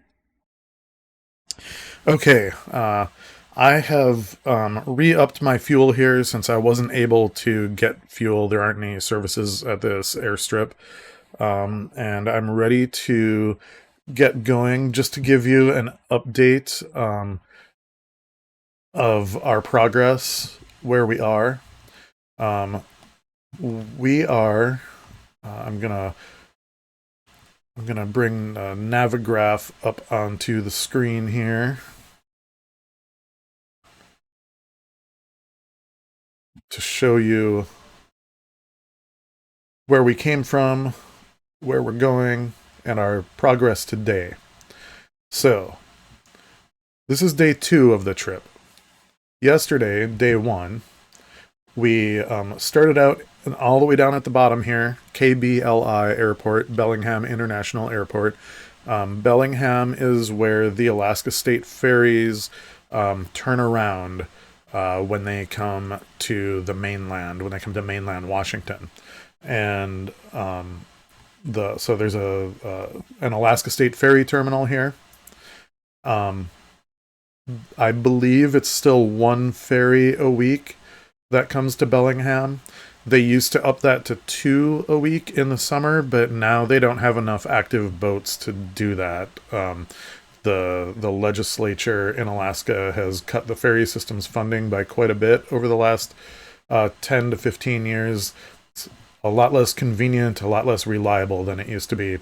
So it's my favorite way to travel to Southeast Alaska, to and from Southeast Alaska, but it's not as practical as it used to be. So now when I go, I end up flying more often than I would like.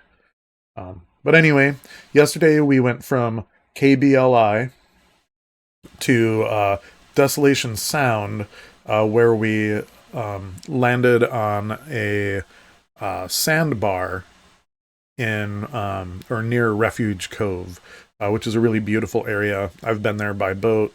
And in between, we stopped in Vancouver, Victoria, and Nanaimo and did a little bit of flight seeing around Jervis Inlet and Desolation Sound as well. And today we restarted in Desolation Sound and Refuge Cove, flew over to Campbell River, um, and then headed northwest to Alert Bay and Port Hardy. Now we are in Port Hardy.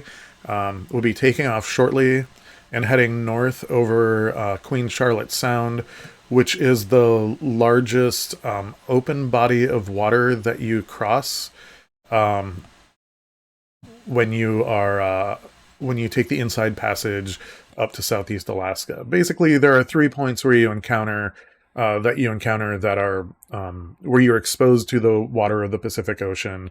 There's Queen Charlotte Sound, Millbank Sound, and Dixon's Entrance. Um, and Queen Charlotte Sound is by far the longest exposure. So when you're on a boat, there is of course the opportunity for a lot of movement. And yes, I've been seasick crossing Queen Charlotte Sound a number of times, even though I was on, you know, 400 to 500 foot ships. Um, I get seasick. I used to work on ships, but I still get seasick in certain types of movement, and it's also sort of unpredictable. So at least in the air, I'm not going to get seasick, and since it's a sim, I won't have motion sickness. I've never experienced motion sickness on an actual plane, but I haven't flown in that many small planes. I have a feeling if I were a passenger on a plane that was piloted by me, I might experience motion sickness in a plane for the first time. Anyway, let's get taxiing out of here. I am going to get onto the runway to take off, even though I don't need to in this plane, but I'm not going to get into proper position. I'll just get on the runway right here and take off since there's nobody approaching. When I landed here, I flew around and landed on the opposite runway because somebody else was also landing and I wanted to respect the fact that they were landing from the opposite direction as me. Okay, here we go. Power up and let's get into the air. Come on. That wasn't a very clean takeoff, but we're in the air. Gonna get over the water here, and I'm pretty sure that I'm going to change the weather settings because this is definitely more cloudy than I want to fly in.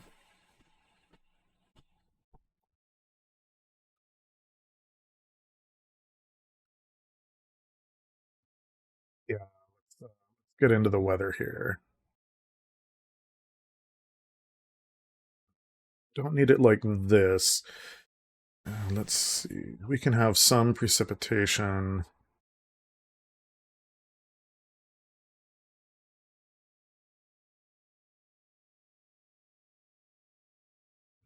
Lightning. Care about humidity. We can add a little wind too. We are going to be. Oh, I'll take you back to the flying screen. And our course here is going to be about 316. So I need to come left a little.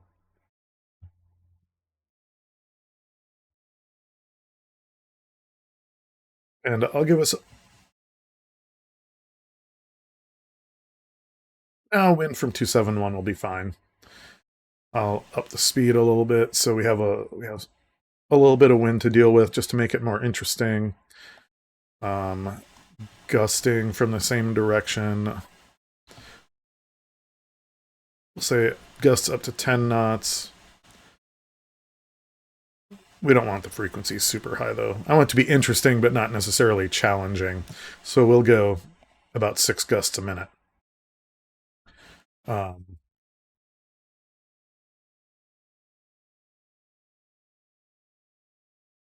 Okay.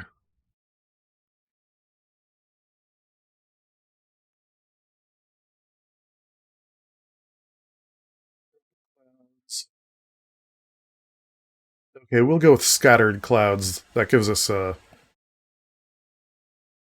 something interesting to see in the sky.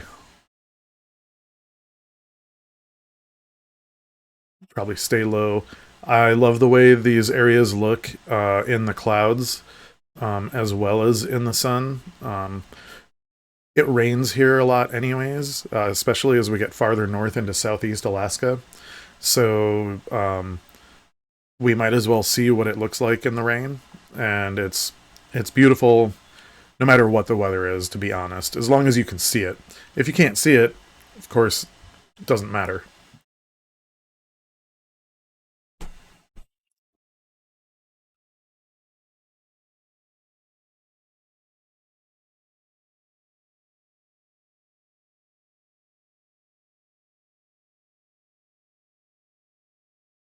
I think I'll tuck in and get over there closer to the coast for now. Otherwise, we're going to be flying just across the sound, and that won't be nearly as scenic, I don't think, as being near the shore.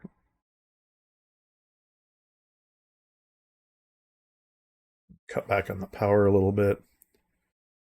But I will keep my speed up a little bit for this portion of the trip since there's not as much of interest to see as we cross the sound.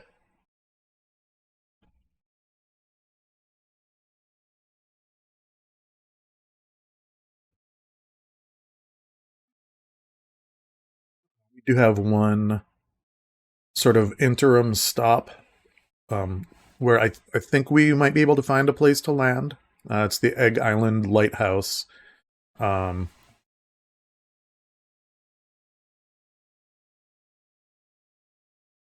which is about a third of the way between here and Bella Bella. Bella Bella is a small settlement um, up maybe about halfway between us and Prince Rupert. About halfway between us and Prince Rupert, BC, which is also a port that the Alaska State Ferries call on. Um,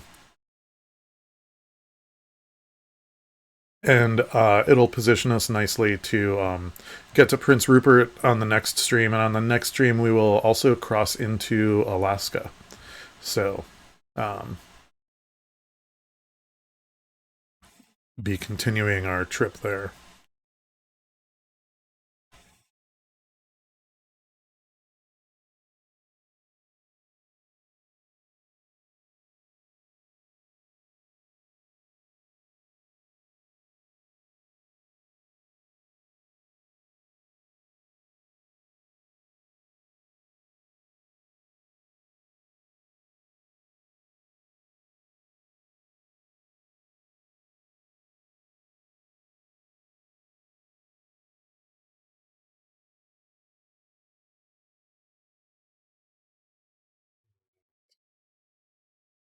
Did I say we would follow about 318? Is that what I said? 316. Okay. Once we get closer to land here, I will adjust the course to take us in the general direction of Egg Island.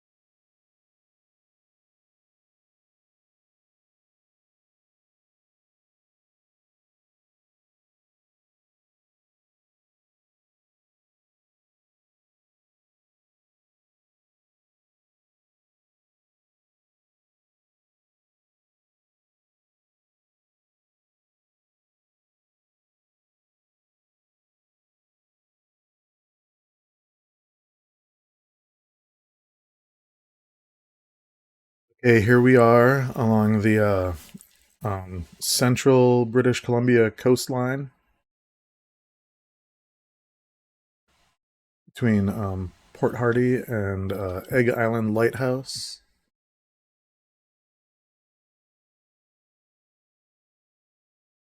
Quick look at Google Maps here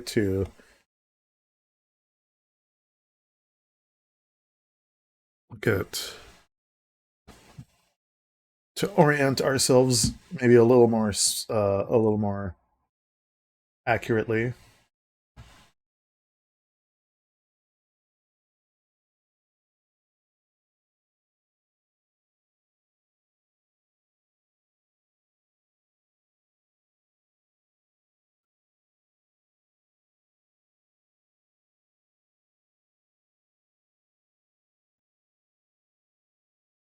Beautiful, beautiful area. I think we're coming up. I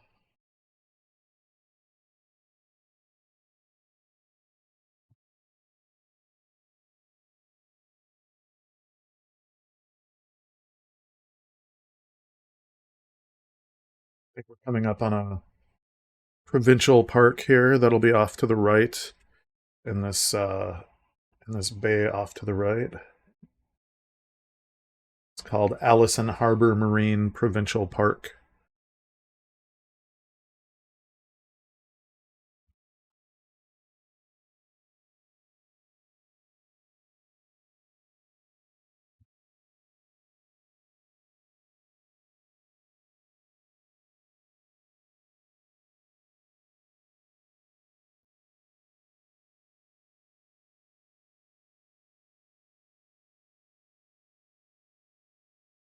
Really appreciating my beverage right now. Tastes delicious. Going down great.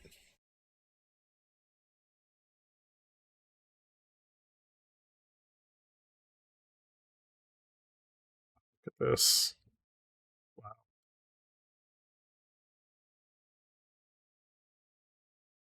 Yeah, if you stayed inside these islands, I bet this is a great place to kayak.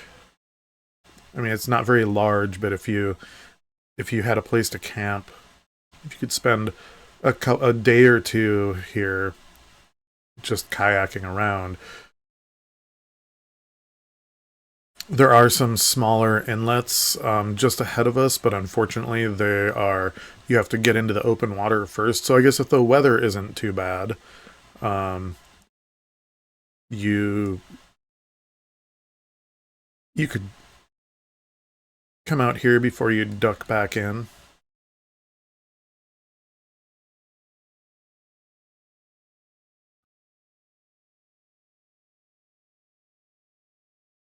I'm just orienting myself here to see if we're in the area that I believe we are. Yeah, because I use Navigraph charts for planning my route, but it doesn't have the place names labeled very well.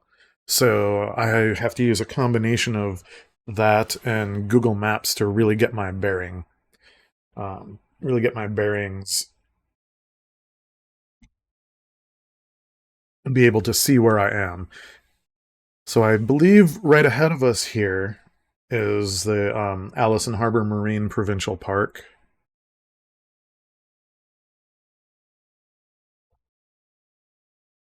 Looks like there are inlets and coves here you could duck into with a kayak and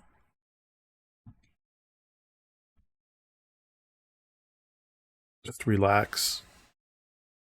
Maybe there are some hikes or something too. I don't know anything about this area. We'll get down low and fly through here and just enjoy the scenery for a little bit. Slow down a little bit. It's not a race.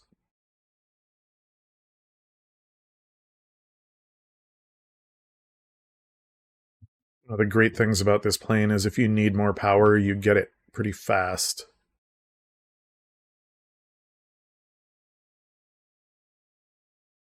Go. This is just going to take us back out to the sound. Ooh. I don't think it's a good idea to land right there. I'm tempted though. It's a tempting spot. I'm going to resist the temptation and maybe I'll find something a little bit more suitable.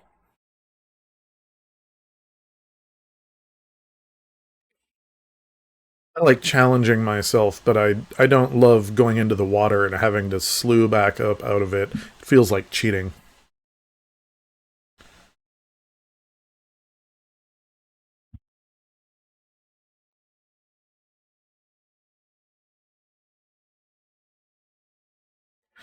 Let's come over here and check this out. It looks like it's just another way out into the sound, which is fine.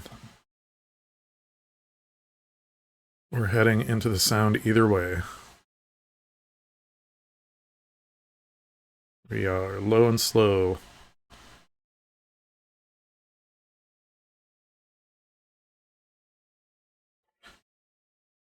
Now I wish I had landed back there to adjust my altitude because I'm pretty sure that I'm not at 113 feet right now. I would guess 20 or 25 feet. So I think that my altimeter is off by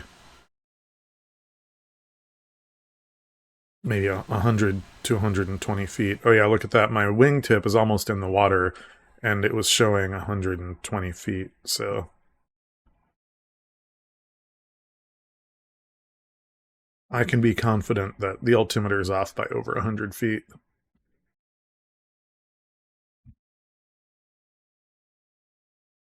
All right, back here, back to the sound. Again, this is Queen Charlotte Sound out over the open water here, exposed to the Pacific Ocean.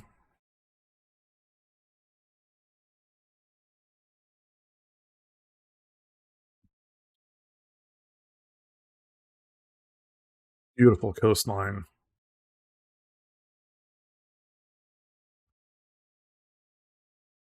I will say that while it's cool to see these cliffs here and such, I'm not positive that they exist in real life. In this area, I would say there's a good chance they do, but the sim does render shoreline strangely in certain places. And when we get to Alaska, there will be some places where I will talk about that too.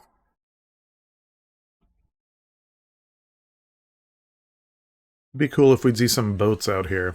Yesterday we yesterday we flew over a cargo ship, a freight ship that was moving backwards, and that was entertaining for a little bit.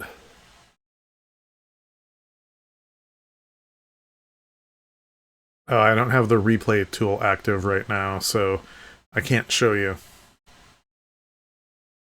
Maybe maybe I'll fire the replay tool up a little bit later.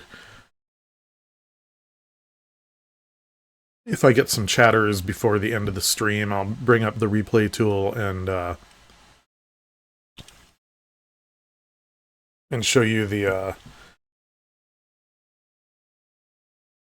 cargo ship that was moving, that was in reverse in a very strange way. I'm sure it wasn't meant to be in reverse. The sim was just doing it all wrong. I did record it, and in fact, I'm wondering if I should send it to Asobo to to let them know that it's an obvious issue in the sim. Because I don't know, I knew it was moving backwards partly because it had prop wash, um, but the prop wash was coming off the bow rather than the stern.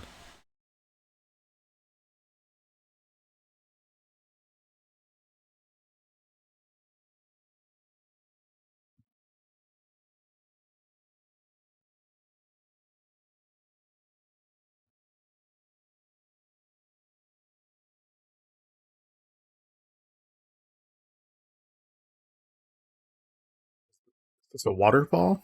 Look at that. Maybe not. Looks like it wants to be a waterfall, but it's hard to say sometimes. Wow.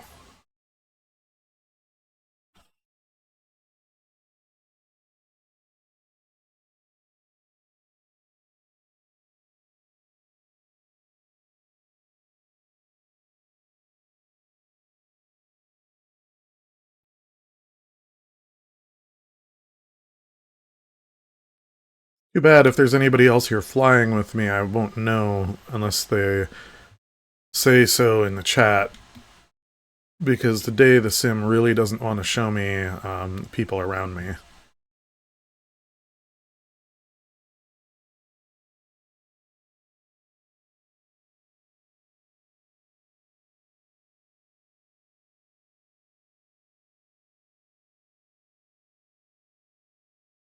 Always player 2. That's a funny name. Is that I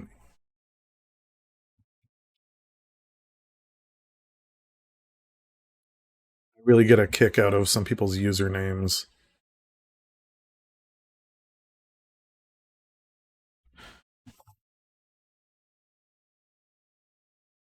I'm gonna gain a little altitude and see if I can find a place to put down for a little bit and fix my altitude settings.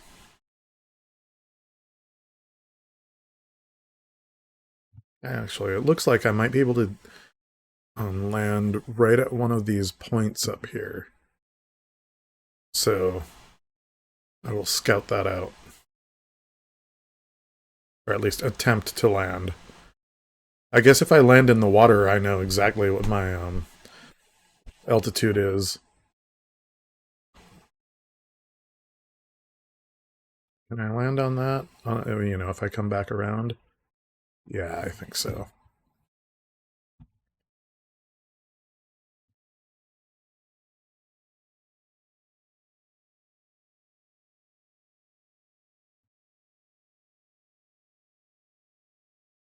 Could maybe land there too. I'm gonna lose enough speed to land here. But maybe out here on this other... I'll go back to this island over here. It looks a little safer.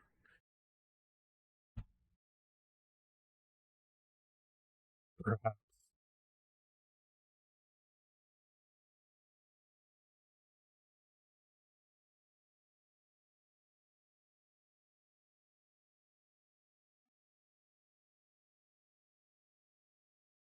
Not happening on this pass. In fact, here I go into the water. That's what happens when I try to take off with those flaps on. Look at that. I'm at 98 feet with my nose in the water. How about that? I'm going to just go into the cockpit and I'm just going to set my. I'm going to calibrate my altitude. Set it as close to zero as I can for now. There we go. We'll call this -4, whatever it settles at there. And that's good enough. Now, unfortunately, I'm going to have to cheat. Slew up.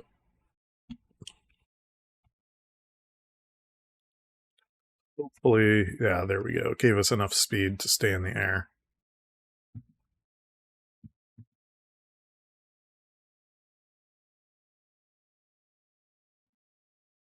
Now at least I can get closer to the water without being concerned about accidentally going for a swim.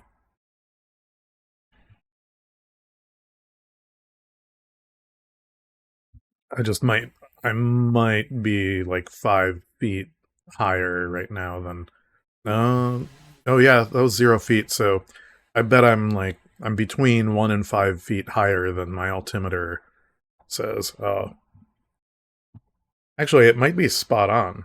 I just touched the water there and when I looked it said I was at 1 foot.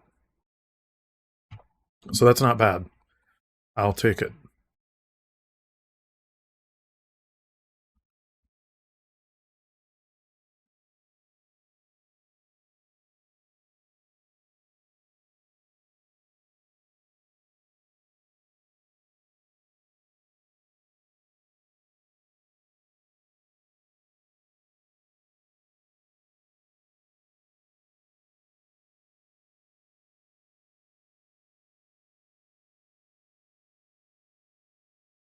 Stay tucked in here along the coastline.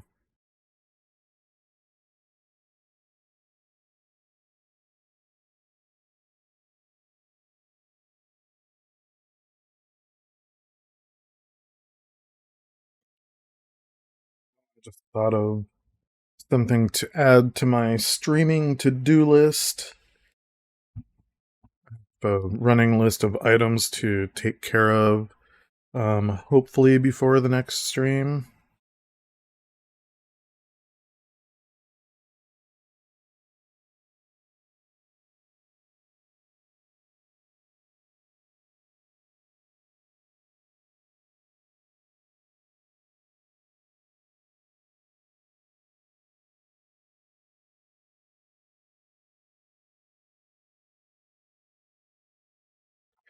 See, I have a mid-range gaming laptop that does great with the sim on ultra graphics settings when I'm not streaming.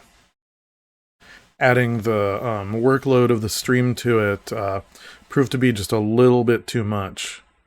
And I had to go down to medium on my settings. And you can see right now I'm some of the scenery is loading as I get close to it, loading and rendering as I get close to it, rather than being, ideally it wouldn't do that. That's really immersion breaking, and I'm not super concerned with immersion, but I would like it to be as realistic as possible. It's just a little more fun that way. Um, so yeah, I would like to. I have an old desktop PC that I think will be able to handle the streaming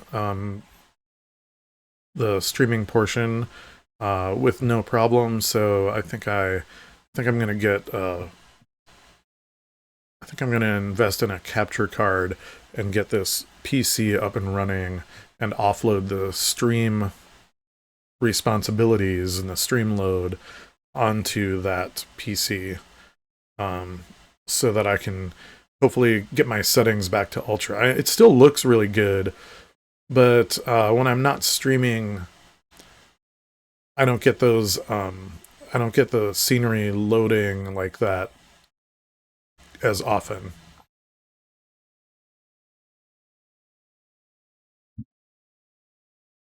Now, one of these islands ahead of us here is Egg Island. We'll know which one it is if it has the lighthouse. In fact, can we see it from here? I think it's probably the biggest of those islands there. I don't see a lighthouse yet.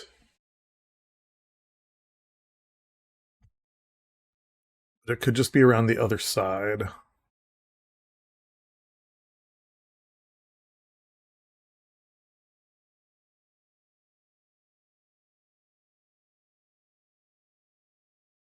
I don't know. According to Navigraph, it's on a tiny island out in the middle here.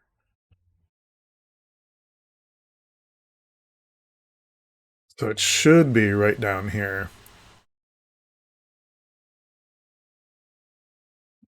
Fly around and look for it a little bit.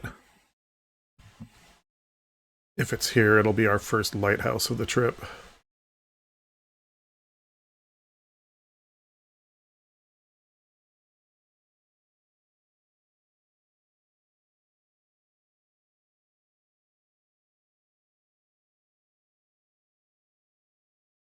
Not quite there yet. No, we're right on top of it right now on Navigraph, so theoretically it should be. Yeah, we already passed it. It was supposed to be on one of those small islands.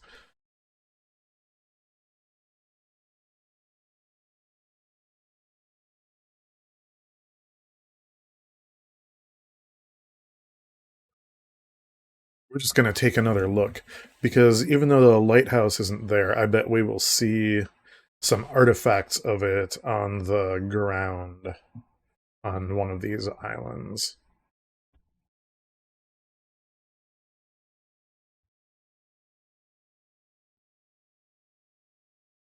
This is built up. I wouldn't be surprised if it's on this island, but it doesn't look like it. It looks like more likely that it's on this one.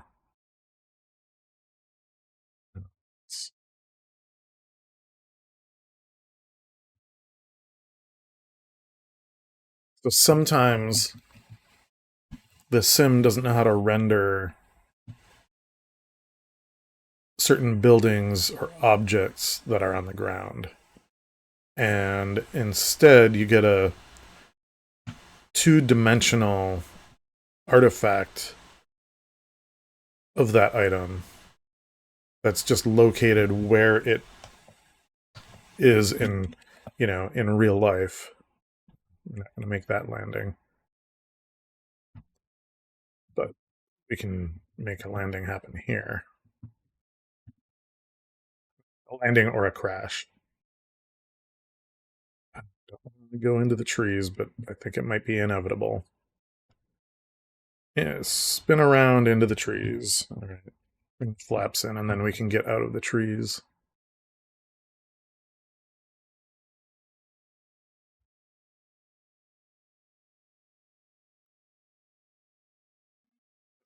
Now, just like take a quick look around. Even though to me this looks like a likely spot for a lighthouse.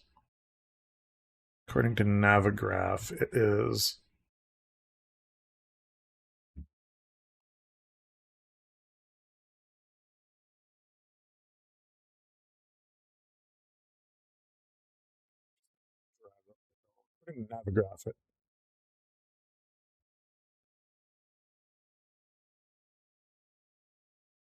According to Navigraph, it looks like it's over here on this little island.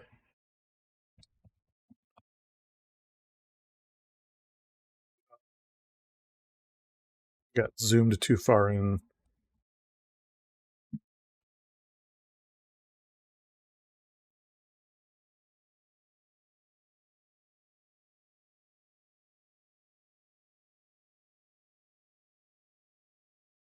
That was not a good landing, but this is not the island that it should be on either. Okay, I feel like we've done enough lighthouse hunting. Obviously, it's not here. We could tell that as soon as we got here. But I just wanted to see if we could find evidence of it existing. Oh, because that wasn't the island that I was meaning to land on. It's not this one either. You know, it actually shows the lighthouse as being on an island that doesn't seem to exist in the sim. So, not only is the lighthouse not there, but the island that it's on is not there.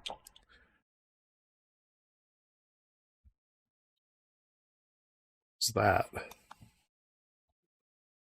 Oh, there's a little settlement there. We're gonna just take a slow look at the buildings here on this island. And in fact, I should probably consult Google Maps to see if I can find the lighthouse there. You know what? That's what I'm going to do. Because it's possible Navigraph has it mislabeled.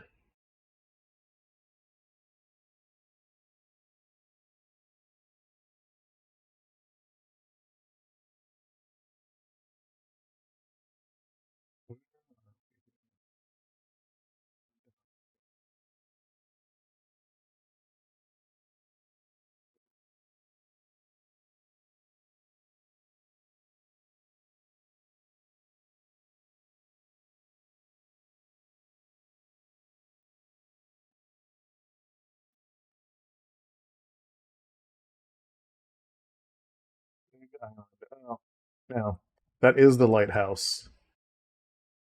So we'll just take another. Yeah, Navigraph doesn't have it quite right, which surprises me a little bit. I would expect aviation charts to be as accurate as nautical charts.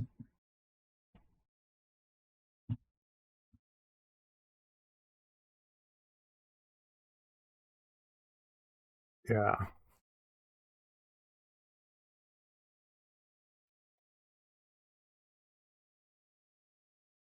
but instead of placing the lighthouse on the island,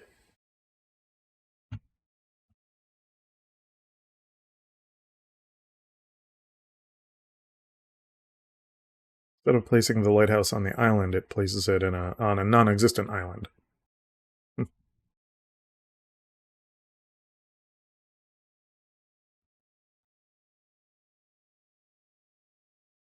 I want to try to get a closer look here. This lighthouse keeper looks like maybe they live in luxury and maybe in community with other people. It's not the it might not be the solitary light keeper's existence that I would expect. All right, there we go. We found the Egg Island Lighthouse. And from here, we're going to continue on toward Bella Bella. Got 58 miles to go. That's about a half hour away. That was where I had planned to stop for today. But a half hour isn't that long from now. I was kind of shooting for a 4 hour stream. So we'll see. We might go farther because I bet I can find other places to land beyond Bella Bella.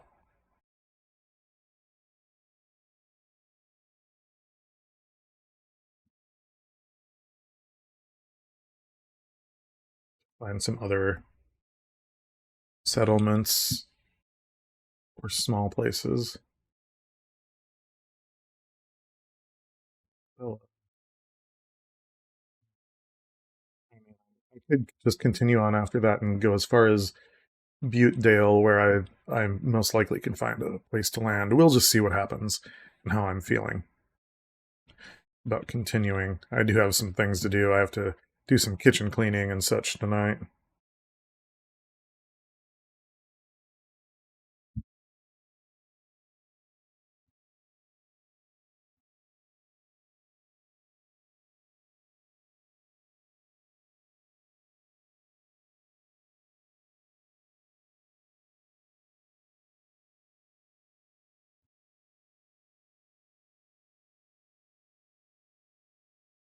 If there's anybody in chat, could you let me know if you can hear the music? Because I don't hear it on my headphones, and I don't see it. Um, I don't see that it's that OBS is registering it, but it is playing, and the song that it's on is at a. It's in a what should be a relatively high volume spot. So I'd like to know if it's actually working. If there's anybody actually watching and listening who can jump into chat and tell me right now, that'd be great.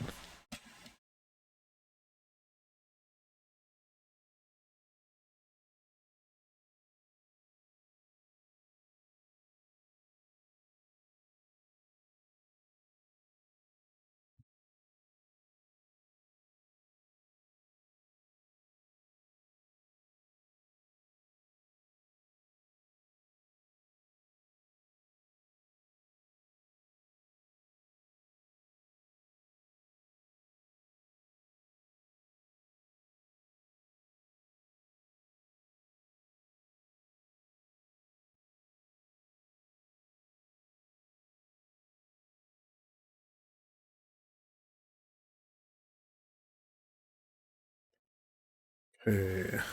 Yeah. Get over the water instead of over the land.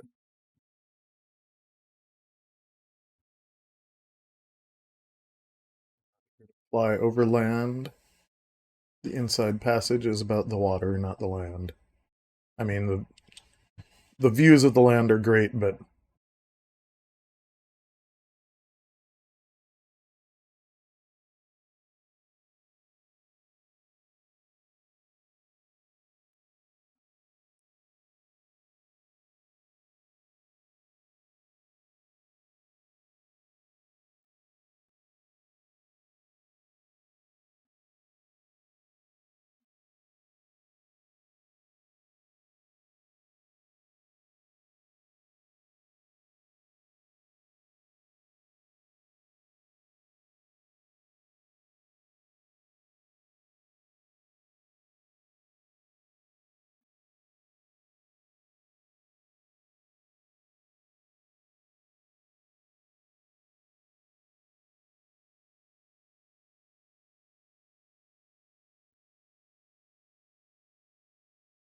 okay. Heading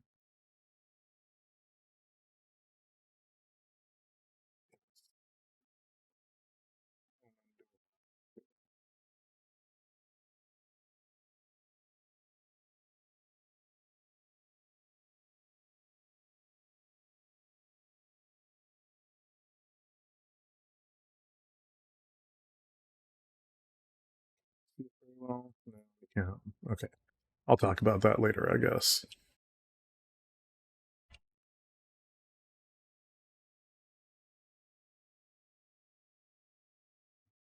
It's a big piece of white up here.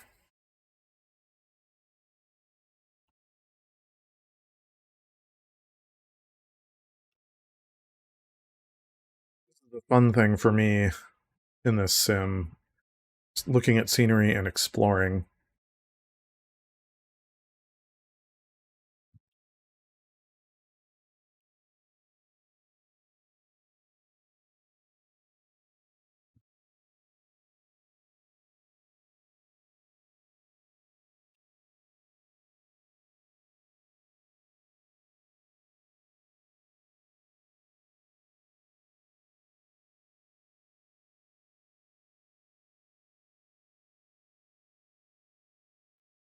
Look at that, my altimeter is about 25 feet off again. I guess this is just a rock. And if we were looking at a nautical chart, there would probably be a warning about it. Oh yes, pass over. It shows as an island on the chart, on the Navigraph chart.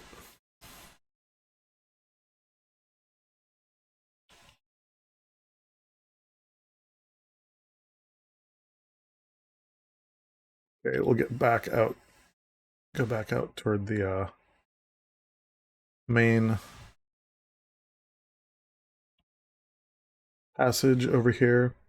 Right now, this area um, off, like ahead and off to the left, that's Millbank Sound. Um, when you first leave the lee of Vancouver Island, there you are entering Queen Charlotte Sound, and then you kind of round the corner that we just came around and enter Millbank Sound, which is a smaller sound, but can still be really uncomfortable in a boat, exposed to the waves of the Pacific Ocean.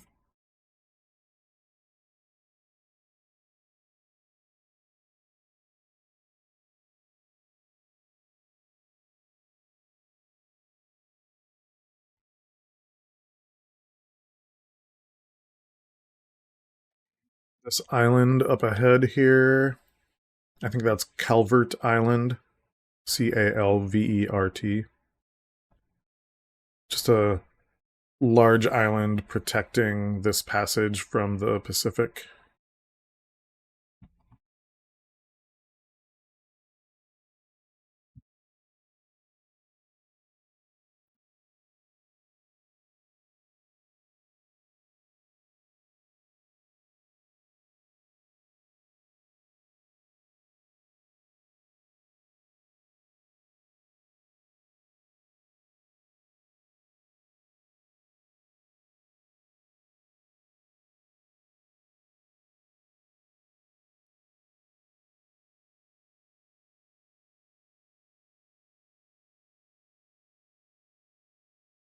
After we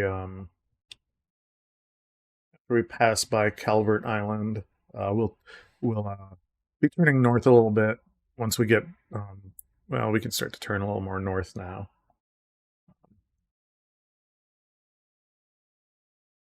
We'll get into some more narrow areas.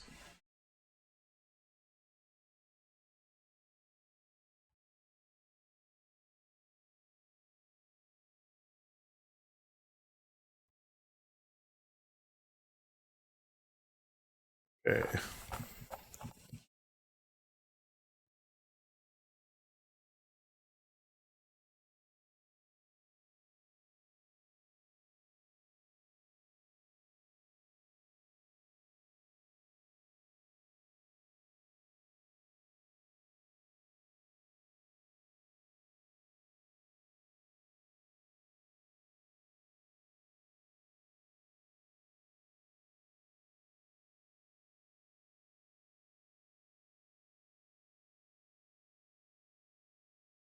Sorry for my silence. I'm trying to find some place names on Google Maps.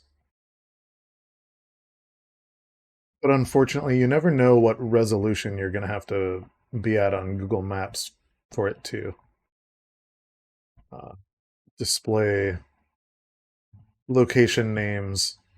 That's especially difficult when you're looking at bodies of water. Okay. That's on my list of things to do before the next stream is um, label all the bodies of water along my route so I always have a point of reference to talk about.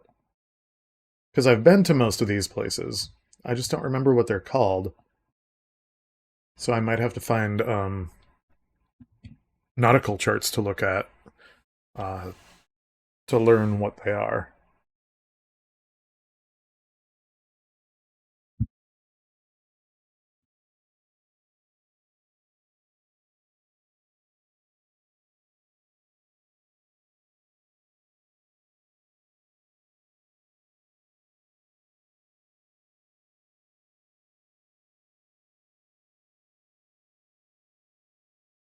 Now, I hope nobody minds. I have some popcorn here that I made earlier. Starting to feel a little bit hungry, so I'm gonna munch on this casually. Oops, casually while we fly. I'll mute myself so you don't have to listen to it. I'll talk a little bit between bites. Hopefully I'll get it all in my mouth and not down the front of my shirt. But I'll keep flying here. Oh, this looks pretty over here.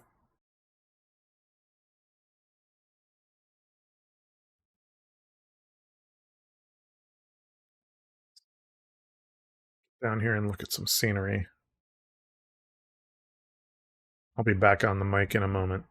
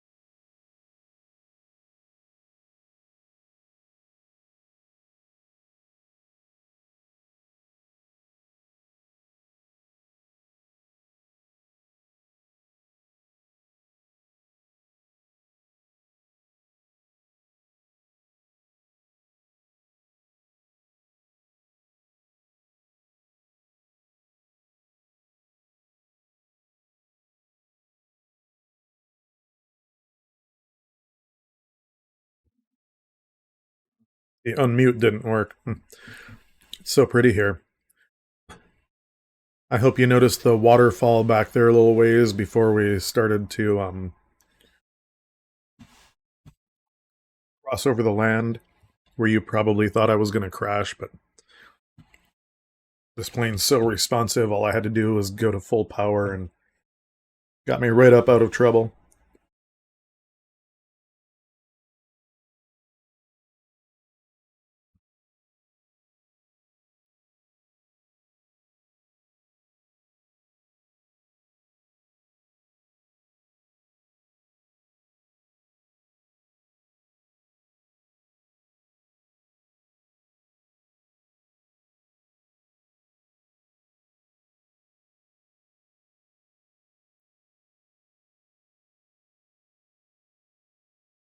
Popcorn's tasty. You know, like everybody, I highly prefer my popcorn to be fresh.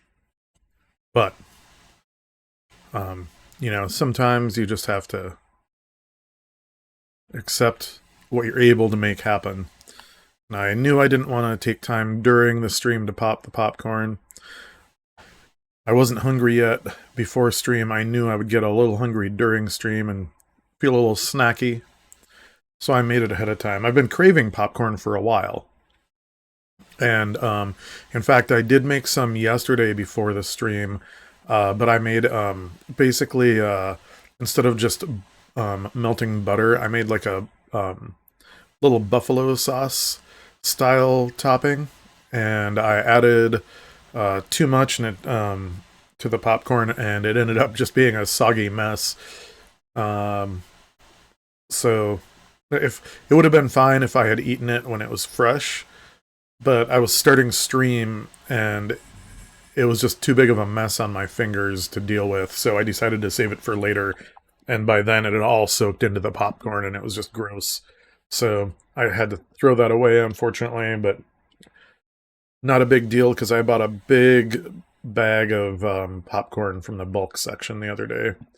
So I don't like to waste food, but at least in this instance, it's not a lot of money out of my pocket. Bulk popcorn is pretty cheap. Um, anyway, this is, classic popcorn, just a little butter and a little salt. It's not soggy. It's delicious. Be more delicious if it was fresh.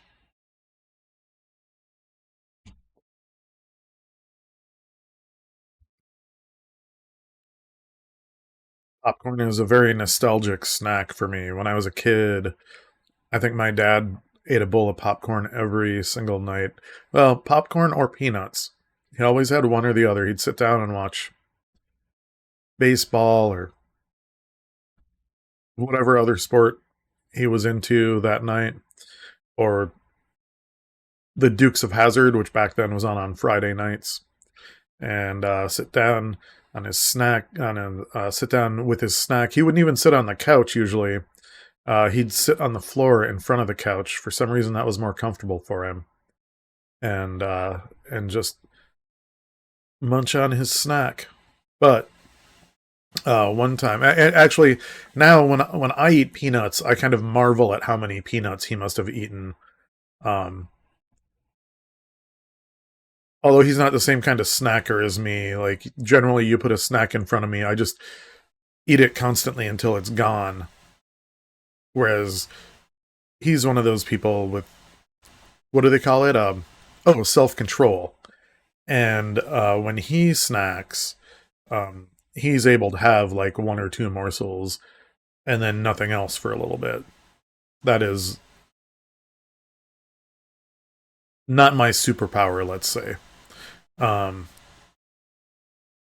anyway, I do remember one time, and I actually talked to him about this recently. He had a bridge. His front top teeth were a bridge.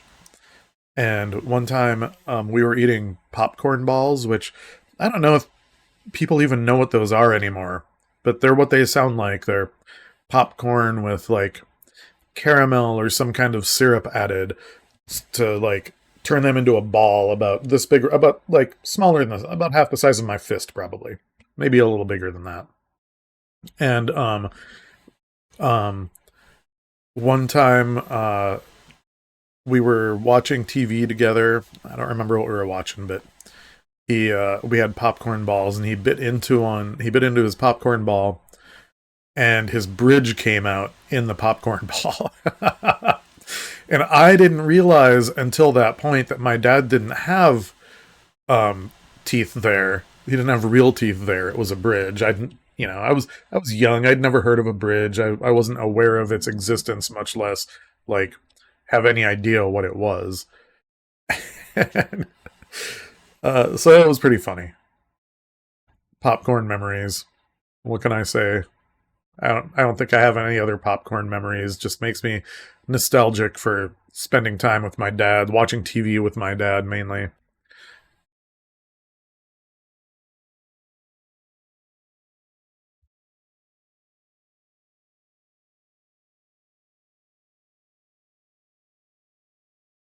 I don't know why I don't have it more often. Maybe because it takes a little bit of effort to prepare it, whereas like nuts or chips are just there. You open a you open a bag. I guess with peanuts you have to crack the shell, but you don't have to wait around. They're just in the cupboard waiting for you. And crackers, I love crackers. I can't even have crackers in the cupboard. Probably not the kind of thing you expect to hear from your streamer. Snack talk. Maybe that needs to be a segment of the stream. Snack talk. Thought about I've thought about some segments I could add, just things to always touch upon while we fly. Snacks could be one, beer could be one. Beer was my life for a while. I've been a home brewer for well, next year it'll be 20 years, and I worked in the beer industry for a while as a beer and wine department manager at a small store, and a small store in the Pike Place Market in Seattle. That was a lot of fun sometimes. It also really sucked sometimes. Um, I Until November of last year, I was a bartender at craft beer bars and breweries for about 7 years. Um, Before that, I was a bar back at a craft beer focused restaurant. When I first started homebrewing, there was a 5 year period, 5 or so years, where every single thing I read was about beer. If it was a magazine or newspaper article, a book, a blog post, internet forums, all beer. Books. I read so many beer books. Loved it. I still love it. I just got to the point where I didn't want to work in that industry so much anymore. I could go back. I miss the bartending money.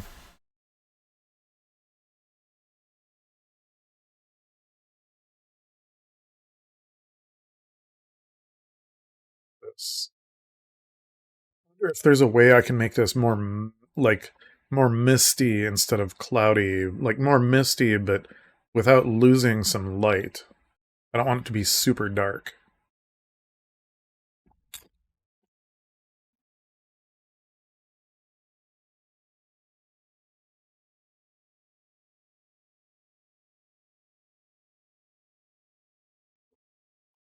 I'll look into that. There are some areas in Alaska that would be pretty cool to see in the mist, which I think sort of accentuates the beauty of some areas. Um, but I don't know how well you can set up the weather in the sim to do something like mist instead of just straight up fog or rain.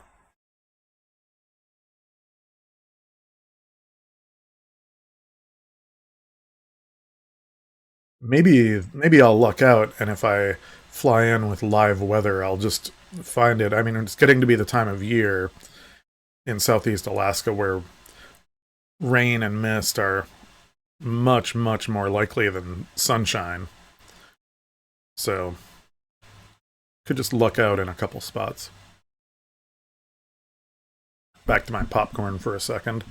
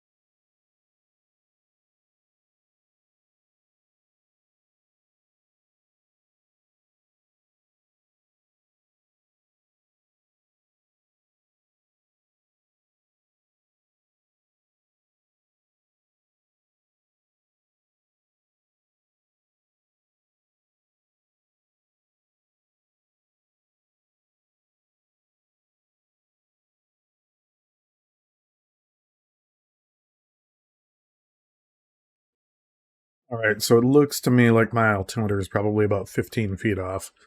That's not terrible. It's not great, but I can work with it.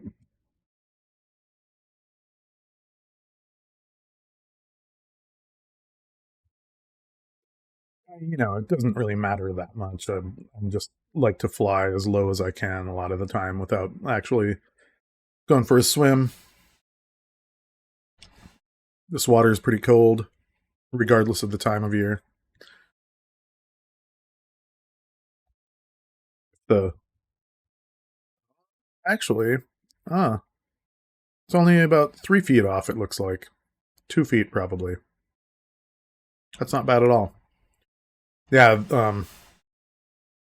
I guess I'm close enough to shore that if I end up in the water, I could swim ashore without too much trouble at this point. I'm still going to be cold once I'm out of the water, though. Okay, and a little bit here, we're going to come up on another. We're going to come up on a little passage. I think we're gonna go right or left. Yeah, we're gonna.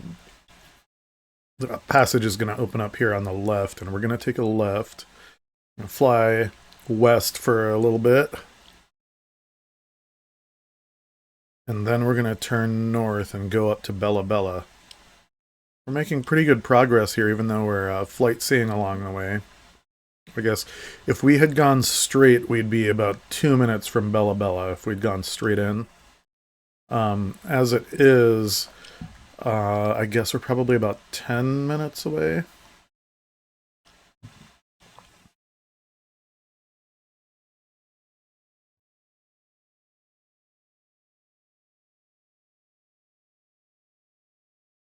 A hundred knots. Yeah, we're probably 10 or 12 minutes away.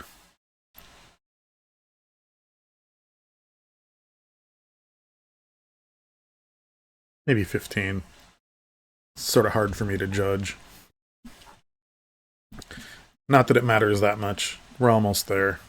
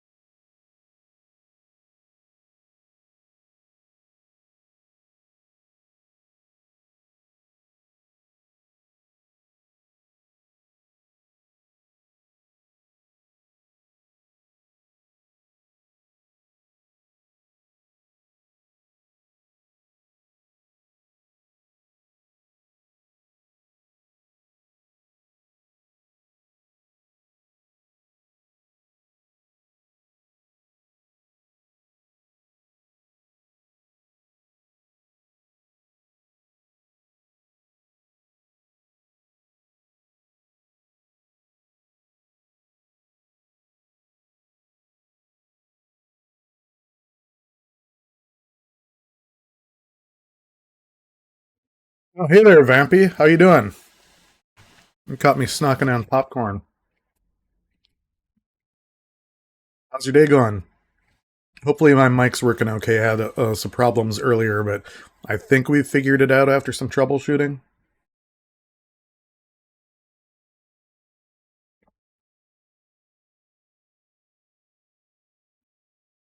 We are just coming up on Bella Bella, British Columbia in a little bit here. That was my goal for the stream. Um, I'm undecided. I think I'm probably going to end there unless somebody pops in and flies with me. Um, I see 93 Palm is on. I might just raid him.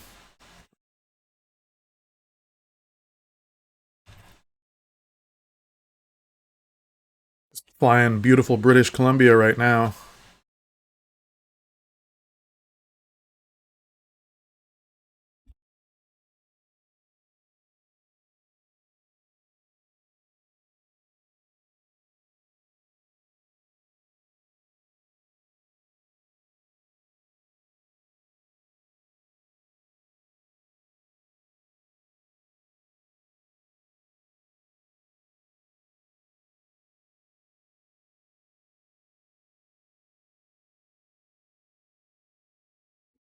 Oh yeah, I gotcha.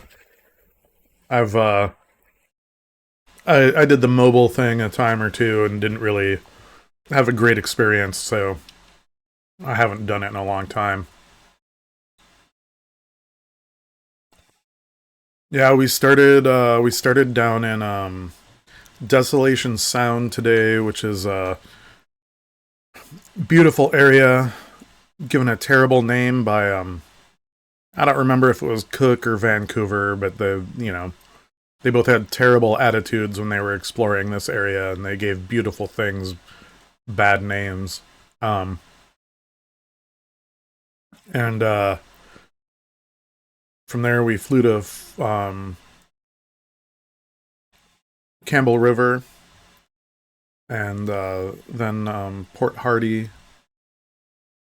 Flew over Queen Charlotte Sound, and just gonna land in Bella Bella. It's a fun route for me because I've done this on the water many times. So it's cool to like go by air and check out places that I've been and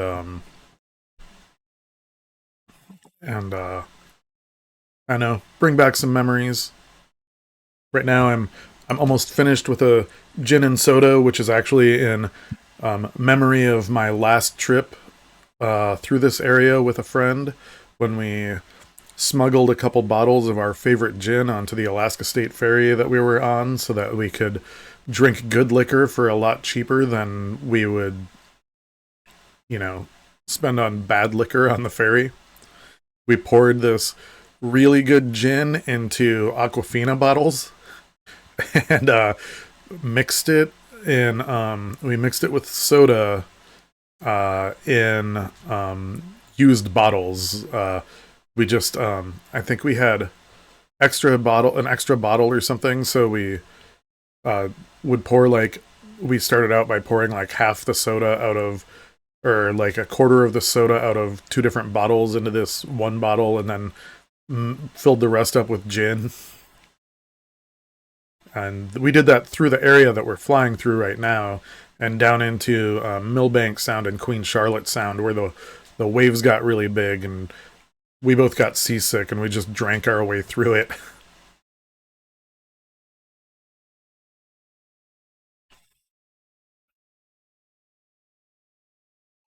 So there are two. I should mention there are two different Bella Bellas. We'll do a tiny bit of flight seeing here before we land. Bella Bella came up on me a little faster than I expected it to there. In fact, I thought we were maybe 15 minutes away, but it only took us 7 minutes to get there. So over here on Denny Island is the old town of Bella Bella. I've never been here. In fact, I've never actually been to Bella Bella. I've just been by on the water a bunch of times. There is an airport right around here. It might be over there where the marker is, but I thought it was uh, straight in from the little settlement. Anyway, um, from the opposite direction, there's a bend that you come around, and you see old Bella Bella, this settlement here, kind of before you see the new Bella Bella.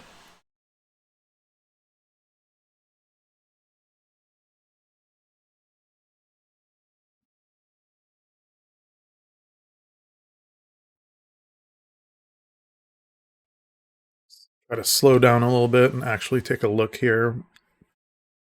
Gonna come around on the coastline of the island. You know, it looks like the sim put the marker on a completely different island. Here we go. Old Bella Bella. Look, some log rafts there. That's a cool thing to see in the sim. Some docks.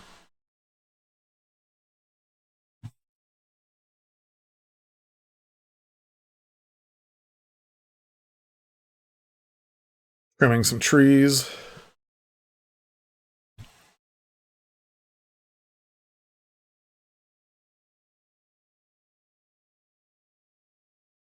Docks going right into the water. All right, now we're going to fly over to the current Bella Bella. I don't know if I ever heard the story about why there are two Bella Bellas, why Bella Bella expanded across the water instead of staying on its original island. I'll have to research that before the next stream in case there's a good story there. Anyway, when you come around the corner that's off to our right here, to the north, when you come around the corner in a boat, you see a lot of the rooftops, especially over in Old Bella Bella, there are like tin or some kind of metal, and you see the sun reflecting off them before you see New Bella Bella here. So here's the current Bella Bella. As you can see, it's quite a bit bigger than the old one. At this point, it's probably been around longer too, I'm gonna guess.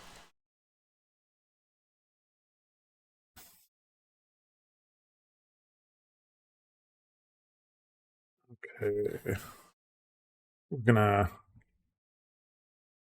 we'll come around and land here at the Bella Bella Airport and probably call it a day.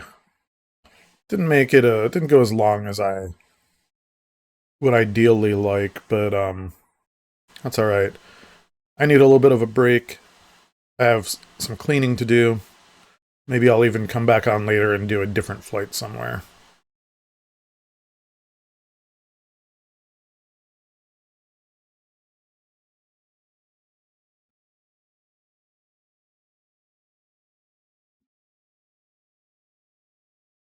Look at the airport here. We're gonna come in on runway 13.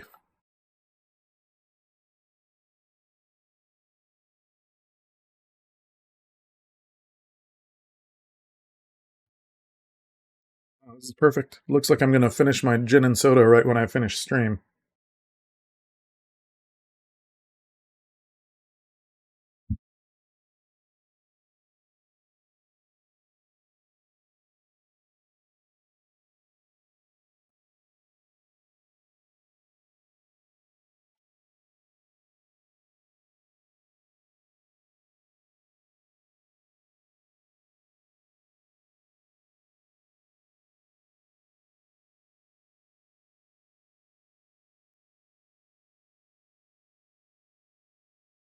Yeah, Vampy, we had a couple folks come through earlier and fly with me for a while. One of them was a returner from yesterday. The other one was new. The new person left, and I think it was probably due to my audio issues, or at least partly due to that. It weren't I just didn't want to troubleshoot them on the stream. Maybe I should have, but it's not interesting streaming to me. And there were a couple I couldn't see them. We were experiencing the oops, that was a terrible landing. Um, we were experiencing the bug where you can't see the people flying with you, although I could see other people who were on the server. Um, and we all verified we were on the same server and everything. That stupid bug that we get with We Fly Daily quite frequently. Um, we had F-18s flying with us too that I just couldn't see, so we had an escort for a while, two F-18s. So that's pretty funny. Eventually there was a point. Oh yeah, you got it. Well, I'm done anyways. Um, so yeah, thanks everybody who's still around for joining the stream and watching and listening. Yeah, that disappearing bug sucks. We are going to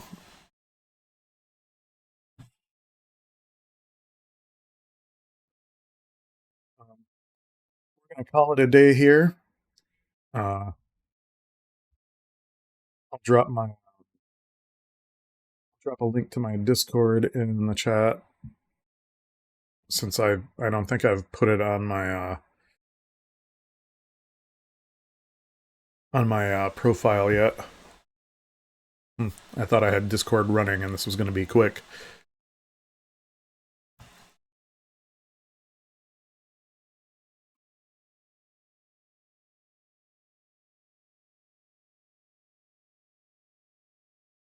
All right. Yeah, see you, Vampy. Have a good one. Thanks for stopping by. All right, here's a link to my Discord. Stop in, join up if you want to. I post when I'm going live. The flight plan for this flight up the Inside Passage is there, and I'll be modifying it as I think of interesting things to add. And you're always you can download it and fly yourself. You can fly along with me anytime. I've got my schedule posted on Twitch. I'll probably put that in Discord somewhere too. Right now, my plan is for my next stream to be Wednesday. It'll be on the later side. I have to work until about 9 or 9:30 p.m. my time on Wednesday, so it'll be. I'm planning to start around 10 o'clock Pacific time, U.S. I believe. We might do something different then instead of the Inside Passage, but I think probably we'll keep up the Inside Passage at least for a couple more streams. Unless if I come back later after I have a little break today, I'll do something different. Maybe Papua New Guinea, maybe somewhere else. We'll see. Anyway, we're gonna raid 93 Palm if he's still on. I wouldn't be streaming right now if it wasn't for him.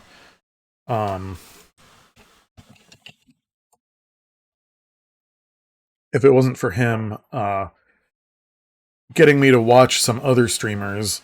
So we're going to go show him some love. And see what he's up to. So everybody say hi in his chat. He's also flying in Flight Sim right now. So say hi in his chat and have a good day.